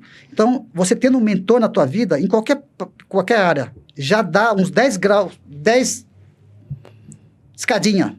Você vai... bem mais rápido. Vai bem mais rápido, tá? É verdade, Então, essa é a segunda coisa, tá? Você ter um mentor. Terceiro, mudar o seu ambiente. Se você estiver no mesmo ambiente, a tua vida não muda. Então, se você está acostumado sempre a frequentar os mesmos lugares, muda de ambiente. Começa a frequentar lugares melhores, onde tem pessoas muito melhores, estou falando em nível tudo, intelectual, em nível financeiro. Então, se você está nesse local onde você não está feliz, começa a procurar lugares onde, sabe? Você sobe o nível. Você sobe o nível. O ambiente é extremamente importante. Senão você vai estar sempre... Se você está achando, se você está dando... Né, está achando que você é uma pessoa que está dando informações para todo mundo, que você é o melhor, sim, você não tem como crescer, porque o restante tudo está lá embaixo. Você não tem como crescer. Você tem que mirar as pessoas lá em cima. Então, isso aí é importante, tá? Mudar o seu ambiente de convivência, tá? E o quarto, que é o mais importante, que é o primeiro, que na verdade é o primeiro, você acreditar em Deus e saber que Deus quer o melhor para você e tem a hora dele. Eu já tentei fazer tantas coisas que não acontece se não for da hora de Deus. E toda vez que quando você teima e tenta fazer na hora do ser humano, a tua hora dá errado. Tem que ter um pouco de paciência também, Tem né? que ter um pouco de paciência, porque muitas vezes você não está maduro ainda para fazer isso que você está querendo fazer. Entendeu? Então, eu sempre falo, tenha fé. Não importa se é Deus, se é Maomé, se é... Sim. Você tem que acreditar maior, em algo, né? que tem uma força, entendeu? Invisível, pode falar física quântica, você tem que acreditar que tem algo muito maior do que você imagina atrás de você, te dando uma força, te ajudando. E sempre faça coisa boa. Quando você faz coisa errada, a tua vida não vai para frente. Outra coisa, não convive com gente errada também. Gente errada só dá problema. Então, se você pretende chegar ao sucesso, desaparece, fica uns 40 dias sem falar com ninguém. Entendeu? Não perca seu tempo. Então, tem uma coisa que eu sempre falo. Se você não está dormindo, você tem que estar produzindo. É verdade. Se você não está dormindo, tem que estar produzindo. Se você não está produzindo e não está dormindo, então você não está fazendo nada que vai te prosperar. Te edificar. Então, esse é o meu conselho. Perfeito. Quais são os valores ou mentalidades que você acredita serem indispensáveis para quem quer se destacar em qualquer área profissional? Eu diria que eu sempre falo eu sempre dou tem uma marca chamada Seven Up. 7-Up. É uma marca americana, Seven Up. Tá assim, ó, tem um 7 e Up. É a marca dos Estados Unidos. Uhum. E por que é o Seven? Então, eu vou responder isso para você. Não começou com 7-Up, começou com 1-Up. 1-Up, 2-Up, 3-Up, 4-Up, 5... Quando chegou no 6-Up, o cara falou assim, não aguento mais, não quero mais. Eu vou vender essa marca, se você quiser, tal. Aí o primo dele falou assim, não, cara, vamos tentar mais uma vez. Ah, não, se você quiser, você toca aí, não quero mais não. Eu falei, então tá bom, eu vou fazer. O primo dele falou assim, ó, eu vou fazer o 7-Up. Ou seja, depois de 6ª tentativa de fracasso, aí quando ele fez o 7-Up, explodiu. Cara. Então eu sempre conto essa história. Então, é a persistência que faz você chegar ao seu sucesso. Ó, se você acreditar, as coisas acontecem. Eu nunca imaginei que eu chegaria tão longe assim, de estar pilotando um helicóptero, de estar fazendo palestra, de estar fazendo aquilo. Treinando pessoas, pessoal. Que legal, uma história, então, uma vida ativa, né? Persistência é importante. E outra, não é só persistência, você tem que estar do lado de pessoas corretas, pessoas boas. Sim. Essas pessoas que vão alavancar o teu negócio, vão alavancar a tua mentalidade. Você fica atrás de pessoas que só ficam falando de problema, de isso. Cara, sai fora desse tipo de gente. O rico não fica falando de pobreza, o rico só fala de negócio. Sim. Qual é o próximo negócio, né? E pessoas comuns, eu sempre falo, pessoas comuns, pessoas pra baixo, só fala de pessoa, só fala de gente. Ai, a minha vizinha, ai, o cachorro da minha vizinha. Por que disso? Cara, sai fora esse tipo de gente. Fica do lado de pessoas que sabe, que prospera, que fala coisas boas pra você, sabe? Então, as pessoas que vêm conversar comigo, eu sempre falo coisas boas.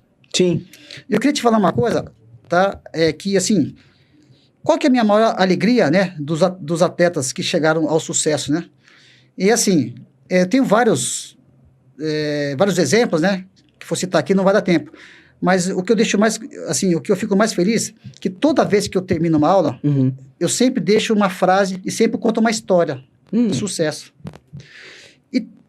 E todas as pessoas que chegaram ao sucesso confidenciaram para mim que aquele dia, naquela hora, naquela aula, eles escutaram algo que tocaram o coração deles. Olha. E por isso que eles mudaram de vida. Nossa, que incrível. Isso me deixa emocionar, isso eu fico chorando o dia inteiro. Porque para mim, falar algo, né? Quantas vezes eu já falei, dei exemplo, falei frases, formato e tal. É mais um dia, é mais uma aula, mas talvez para aquela pessoa que estava lá escutando, que estava treinando, recentemente teve um aluno meu que ele trabalhava para a família, né, do Abílio Diniz, segurança pessoal do Abílio Diniz, largou tudo, abriu uma academia. E está indo muito bem. saiu de empregado e está indo muito bem. Sabe por que eu falei o seguinte, ó, isso aqui eu quero deixar registrado. Eu falei o seguinte, na vida nós vamos passar por 2 tipos de dores, 2 dores nós vamos passar, inevitavelmente, todo mundo vai passar. A dor do sucesso, que você tem que batalhar, do dia a dia, né? Sim. Acordar cedo, acordar com sol, acordar com chuva, da batalha do nosso dia a dia, e a dor do arrependimento. Então, a dor do sucesso é aquela dor, né, que você sente aquela dor, é dolorido, é altos e baixos, mas quando você chega ao sucesso, tudo valeu a pena e isso se serviu de exemplo. Isso. Você fala, nossa, olha, passei por tudo isso, mas ganhei. Deu certo. A dor do arrependimento é aquela dor que fica batendo a vida inteira. Tipo, eu poderia ter feito isso. Se eu tivesse. Não fiz. Se eu tivesse feito isso. Se eu fizer, entendeu? É por isso que eu faço várias coisas, para não ter arrependimento. Sim. Tá? Então, vocês aí que estão escutando a gente, que estão me escutando aqui, faça várias coisas. Você tem capacidade de fazer várias coisas. E a dor do arrependimento é a pior dor que tem. E eu sempre falo, no final da vida, nós vamos ser um contador de história. Que história você quer contar pro teu filho? De sucesso ou de fracasso? O que você vai contar pro teu filho? O que você vai contar pro teu neto? Então, eu quero contar uma história de sucesso, de dor, mas essa dor se torna uma piada dor depois, edificante, né? vamos dizer assim, vai né? ser assim, nossa, pai, mas você sofreu tanto assim? Ah, papai, o pai apanhou lá do professor, caiu 30 vezes e tal, mas, ó, papai chegou... Então, isso é motivador você contar. Agora, contar algo que você não chegou porque você ficou procrastinando as coisas, é muito triste, né? É muito triste. Então, isso que eu sempre deixo... É muito triste e acaba com a vida da pessoa também, né? E a frase que eu quero deixar aqui, né? É uma frase curta que os meus alunos sabem disso, e isso fez com que muitos mudaram a cabeça, e toda vez que ele fala assim, que quando ficava numa situação assim, cansada, que não queria, ele lembrava dessa frase. Que eu sempre falo o seguinte, se você faz o que a maioria não faz, no futuro você terá o que a maioria não tem. Então, toda vez que você tiver chateado, E eu tenho dentro de mim uma frase, tá? Que me dá força. Então, eu aconselho vocês ter uma frase dentro de vocês que dá força. Eu tenho um amigo, né, um lutador, que toda vez que quando eu começo a pegar pesado, né, faz esse golpe aí, e tem dificuldade. Pô, cara, você tá aí bem a hora, não consegue entrar esse golpe. Aí ele para assim e fala assim, ó, aqui é samurai, professor! Você acredita? Aí ele cria uma força, ele fala, e acerta, e depois faz certo. Olha, a frase dele é essa. Você acredita? A frase dele é essa. Olha que legal. Aqui é samurai, mestre! Bate assim, ó, e fica bravo. Isso é a frase dele. Sim. Eu tenho a minha, não posso falar. É palavrão. Não vai falar a sua. Mas é bom ter essa frase. É bom ter. Tirar esse estresse. Ótimo. É uma dica. Ô Edson, existe algum sonho ou objetivo que você ainda quer realizar? Você me falou do centro de treinamento, que eu acho que é o mais próximo aí, né? Mas assim, eu sempre tive em mente de poder ajudar as pessoas, sabe? Através das palestras, através da minha vivência, né? Que eu vivi muito, né? É verdade. Eu vivi muito. As pessoas falam, por que você não escreve um livro, né? De tantas coisas que você já fez. Por que você não escreve um livro? Você não escreveu ainda, Aliás, Edson? eu escrevi um livro falando sobre luta, tá? Eu vou te convidar para inauguração, vai ser uma abertura, coisa mais linda. Meu Deus, que privilégio! Livro sobre luta. Sobre luta. Não é sobre a sua biografia. Não é sobre a minha biografia, não é sobre a minha modalidade. A luta dos ancestrais, como surgiu. Eu tive que voltar 5.000 anos atrás antes de Cristo. Que legal! Isso é muito bacana. Muito bacana, porque eu peguei a luta dos índios Uca-Uca, que é... eu tenho um projeto, depois eu vou te falar, do Uca-Uca, tá? Os índios Uca-Uca, eles... São brasileiros? A luta dele é igualzinho o wrestling. A luta no mundo, há 5.000 anos atrás, desde a escritura lá, dos antigos faraós, já tem a posição de lutadores. E a luta sempre foi agarrado.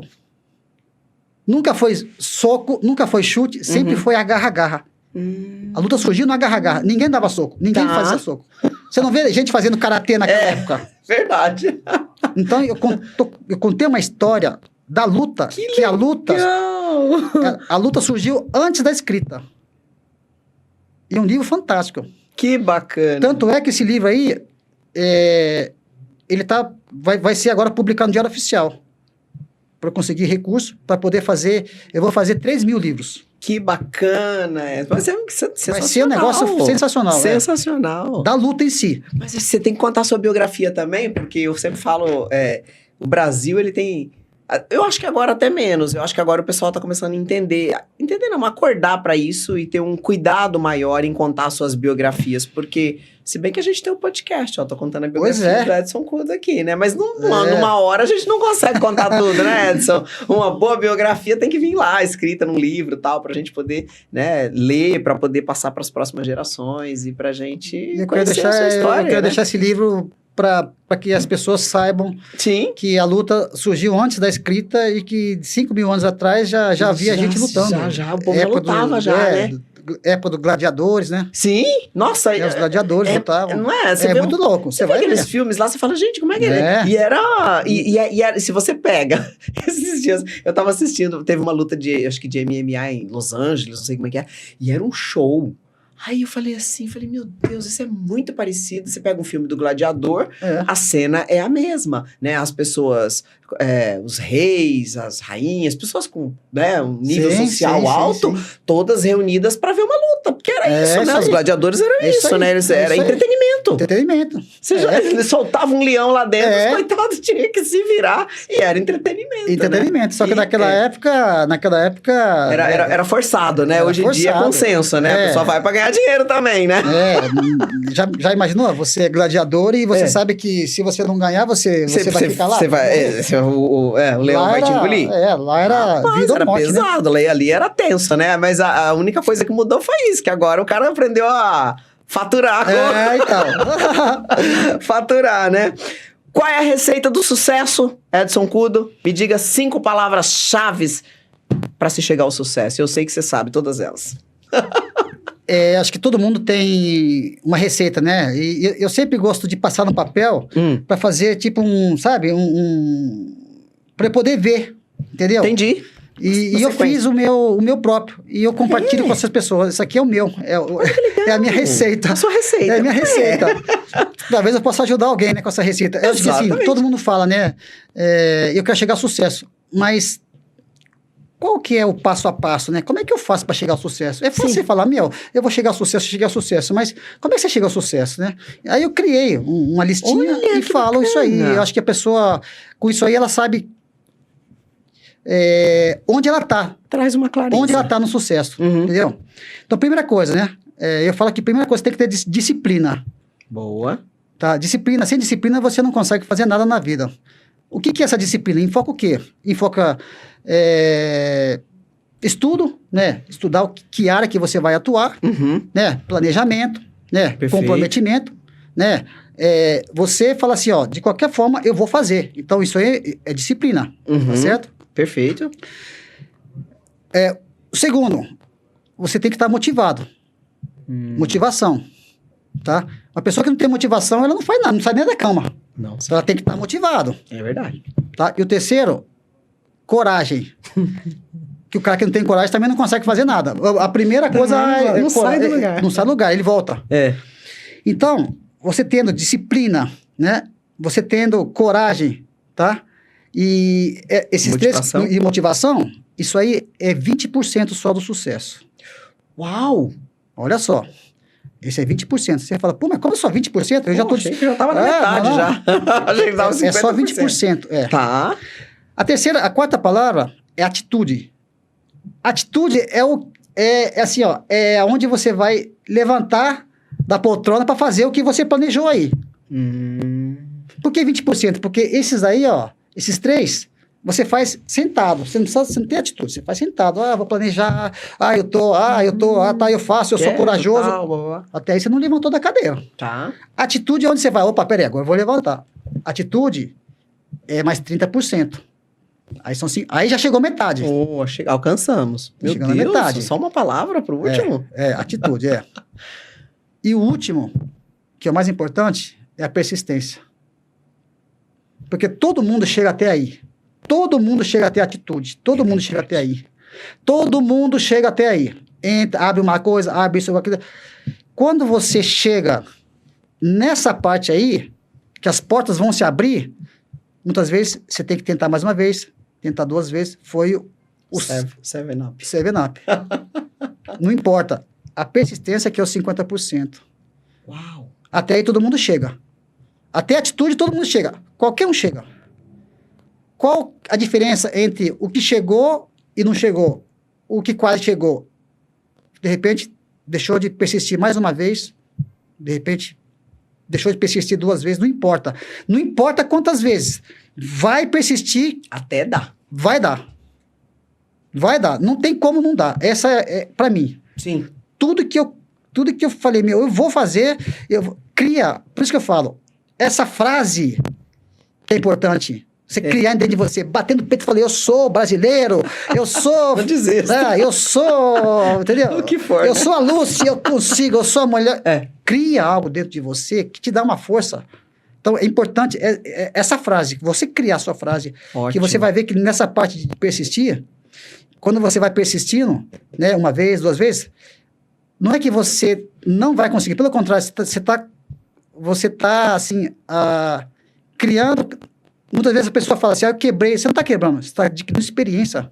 Sim. Cada vez mais, cada vez mais, cada vez mais. Aí chega um momento que Tá ganhando corpo aqui, né? não tem como você mais. Não tem. Aí Deus fala assim, ó, agora abre as portas. E última coisa que eu vou te falar. Tem muitas pessoas que falam assim, puxa vida, eu tô com 40 anos. Não cheguei ao sucesso. Tô com 50 anos. Pô, será que dá tempo? Tô com 60 anos. Pô, será que dá tempo? Eu sempre falo o seguinte, muitas vezes você fica a vida inteira, tá? 20, 30, 40, 50, plantando, tá? Muitas vezes volta, vai, mas tá lá, tá lá. Quando chega aos 60 anos, quando a porta abre, todo esse período que você ficou plantando, você consegue, em termos financeiros, você consegue, você fala, puxa, o que eu não ganhei em 20 anos, estou ganhando agora. Entendi. Então, tem muitos amigos meus que quase desistiram da vida. Ficar assim, o cara é bom, mas quando abriu as portas, assim, a vida dele mudou, assim, o cara de comprar avião, comprar... Nossa. Então, pessoal... Não joga fora a sua trajetória, né? Nunca. Edson? Acredite, se você começou um negócio, acredite. Não importa se você tem 30, 40, 50... Os japoneses falam o seguinte, depois dos 30 anos, você deve fazer 2 coisas. Você deve pesar pro teu peso não subir mais. Os japoneses falam isso. Olha Depois dos 30 anos, meu pai falava, quando você completar 30 anos, sobe na balança. Não deixa o seu peso subir mais. Você vai ter uma vida boa. Sim. Tá? E outra coisa, tá? Que os japoneses falam, que quando a pessoa ela tem capacidade de fazer as coisas, tá? Não importa se tem 30, 40, tem 50. Uma hora ela consegue. Uma hora isso vem para você. Tá? Então, não desista do que você... É por isso que o Ikigai fala. Esse propósito, você tem que ter um propósito na vida. Então, não importa, sabe, se você não está bem sucedido ainda com 50 anos, com 60 anos. O dono do KFC lá, o velhinho do KFC, ele estava com 72 anos, quando ele fez a primeira receita da avó dele. É linda a história, né? É linda a história dele. É verdade. Ele era sargento lá, já não tinha mais onde... Não tinha mal o que fazer, não tinha mais nem como pagar as contas e inventou de fazer com 70 e poucos frango anos, da avó. Olha que loucura isso! Loucura. Com 70 e poucos anos, ele deixou o império. Então, pessoal, não tem idade. Se você tem uma missão de deixar uma coisa grande, eu penso assim, se é para pensar, pensa coisa grande, porque coisa pequena não prospera. Eu sou assim. Não prospera. Eu gosto de pensar grande também.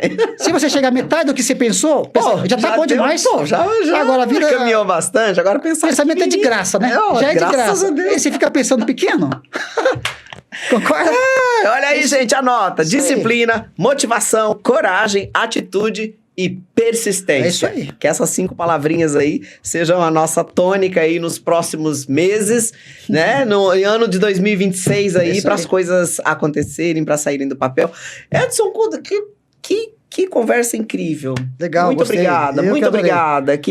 Nossa, que experiência de vida, que aprendizado. Eu adoro quando, sabe, quando a gente consegue ter uma conversa assim com muito Legal, né? aprendizado, né? Porque é rico demais. A gente tá sempre aprendendo, né? E muito obrigada pelo seu tempo, pela sua Que isso, eu que disponibilidade. agradeço. Muito obrigado a você. Ele é super interessado, desde quando eu falei com ele se interessou. Lúcio, o que você quer que eu fale e tal? E, assim, é muito bacana. Então, flui muito mais quando a pessoa se interessa, quando a pessoa vem para trazer um conteúdo para ajudar. Você acabou ajudando aqui, né? O nosso público, a nossa audiência, a nossa comunidade aqui do podcast. E eu espero, assim, que como Deus te deu o dom da comunicação, você possa... Desculpa. Tudo bem. Você possa ajudar as pessoas. Tá bom? Com a sua voz, com a sua inteligência, e que isso que nós vamos deixar para a vida. Tá bom? Eu acredito nisso. Desculpa aí que eu sou meio chorão. Você tá vendo agora, né? Somos. Sou meio chorão, mas a vida é isso, tá bom? É isso. Desenvolva isso que você tem, a sua voz, a sua iniciativa, e eu estou fazendo de tudo para poder salvar essas crianças, né? É sobre isso. Você não tem ideia. Muitas vezes a gente fala assim, as crianças, o que mora na televisão, você não tem ideia o que é. Vai lá na casa deles para você ver como é que eles são. Tem criança que coloca a toalha e dorme no chão. Nossa. Então, eu vendo isso, eu peguei e falei assim, olha, eu não vou poder salvar todo mundo. Mas dá para fazer mais, né? Mas pelo menos as pessoas que estão ao meu redor, eu quero dar uma vida fazer melhor. Mais. É isso. Se Deus me deu essa missão, eu vou fazer. Custe que custar. Isso aí. E a partir de hoje nós somos sócios nesse negócio aí. Vamos salvar as vidas dessas crianças aí. Por isso que eu tô aí chorando ao vivo, mas é por uma causa assim muito causa nobre, né? Muito nobre, porque ninguém tá preocupado com ninguém, não. É verdade. Eu posso deixar meu e-mail? Por favor, todo. E-mail, Instagram. Depois de chorar tanto aqui. Você vai sair por aí falando, ó, chorei lá. Qual é o mas e-mail, o pessoal que treina comigo sabe, o mestre é durão. É durão, mas chega mas ele é chorão. No final chora. Mas isso é porque tem alma, porque tem emoção, porque tem fé, porque tem, né? mestrecudo@gmail.com. Pode mandar para mim que eu tenho uma secretária que ela lê tudo e passa para mim. Ótimo, gostamos. Tá? Mestrecudo com K @gmail.com. Tá beleza. Bom? Então, gente, isso aí. É isso. Foi esse o aprendizado de hoje aí. Quero agradecer vocês aí por terem acompanhado o nosso bate-papo. 1 hora lá na televisão e quase mais de meia hora aqui. Mas quando tem conteúdo, eu vou experimento pra gente aprender mais. Fez até chorar. Meu Deus do céu. Porra, muito obrigado. Meu querido, obrigada. Deus te abençoe. Muito sucesso pra você. Mesmo. Muita luz na sua vida. Obrigado. Muito mais, né? Porque você já é iluminado já. Muito obrigado, viu? Volte sempre. Obrigado. Até mais, pessoal. Até mais. Até mais.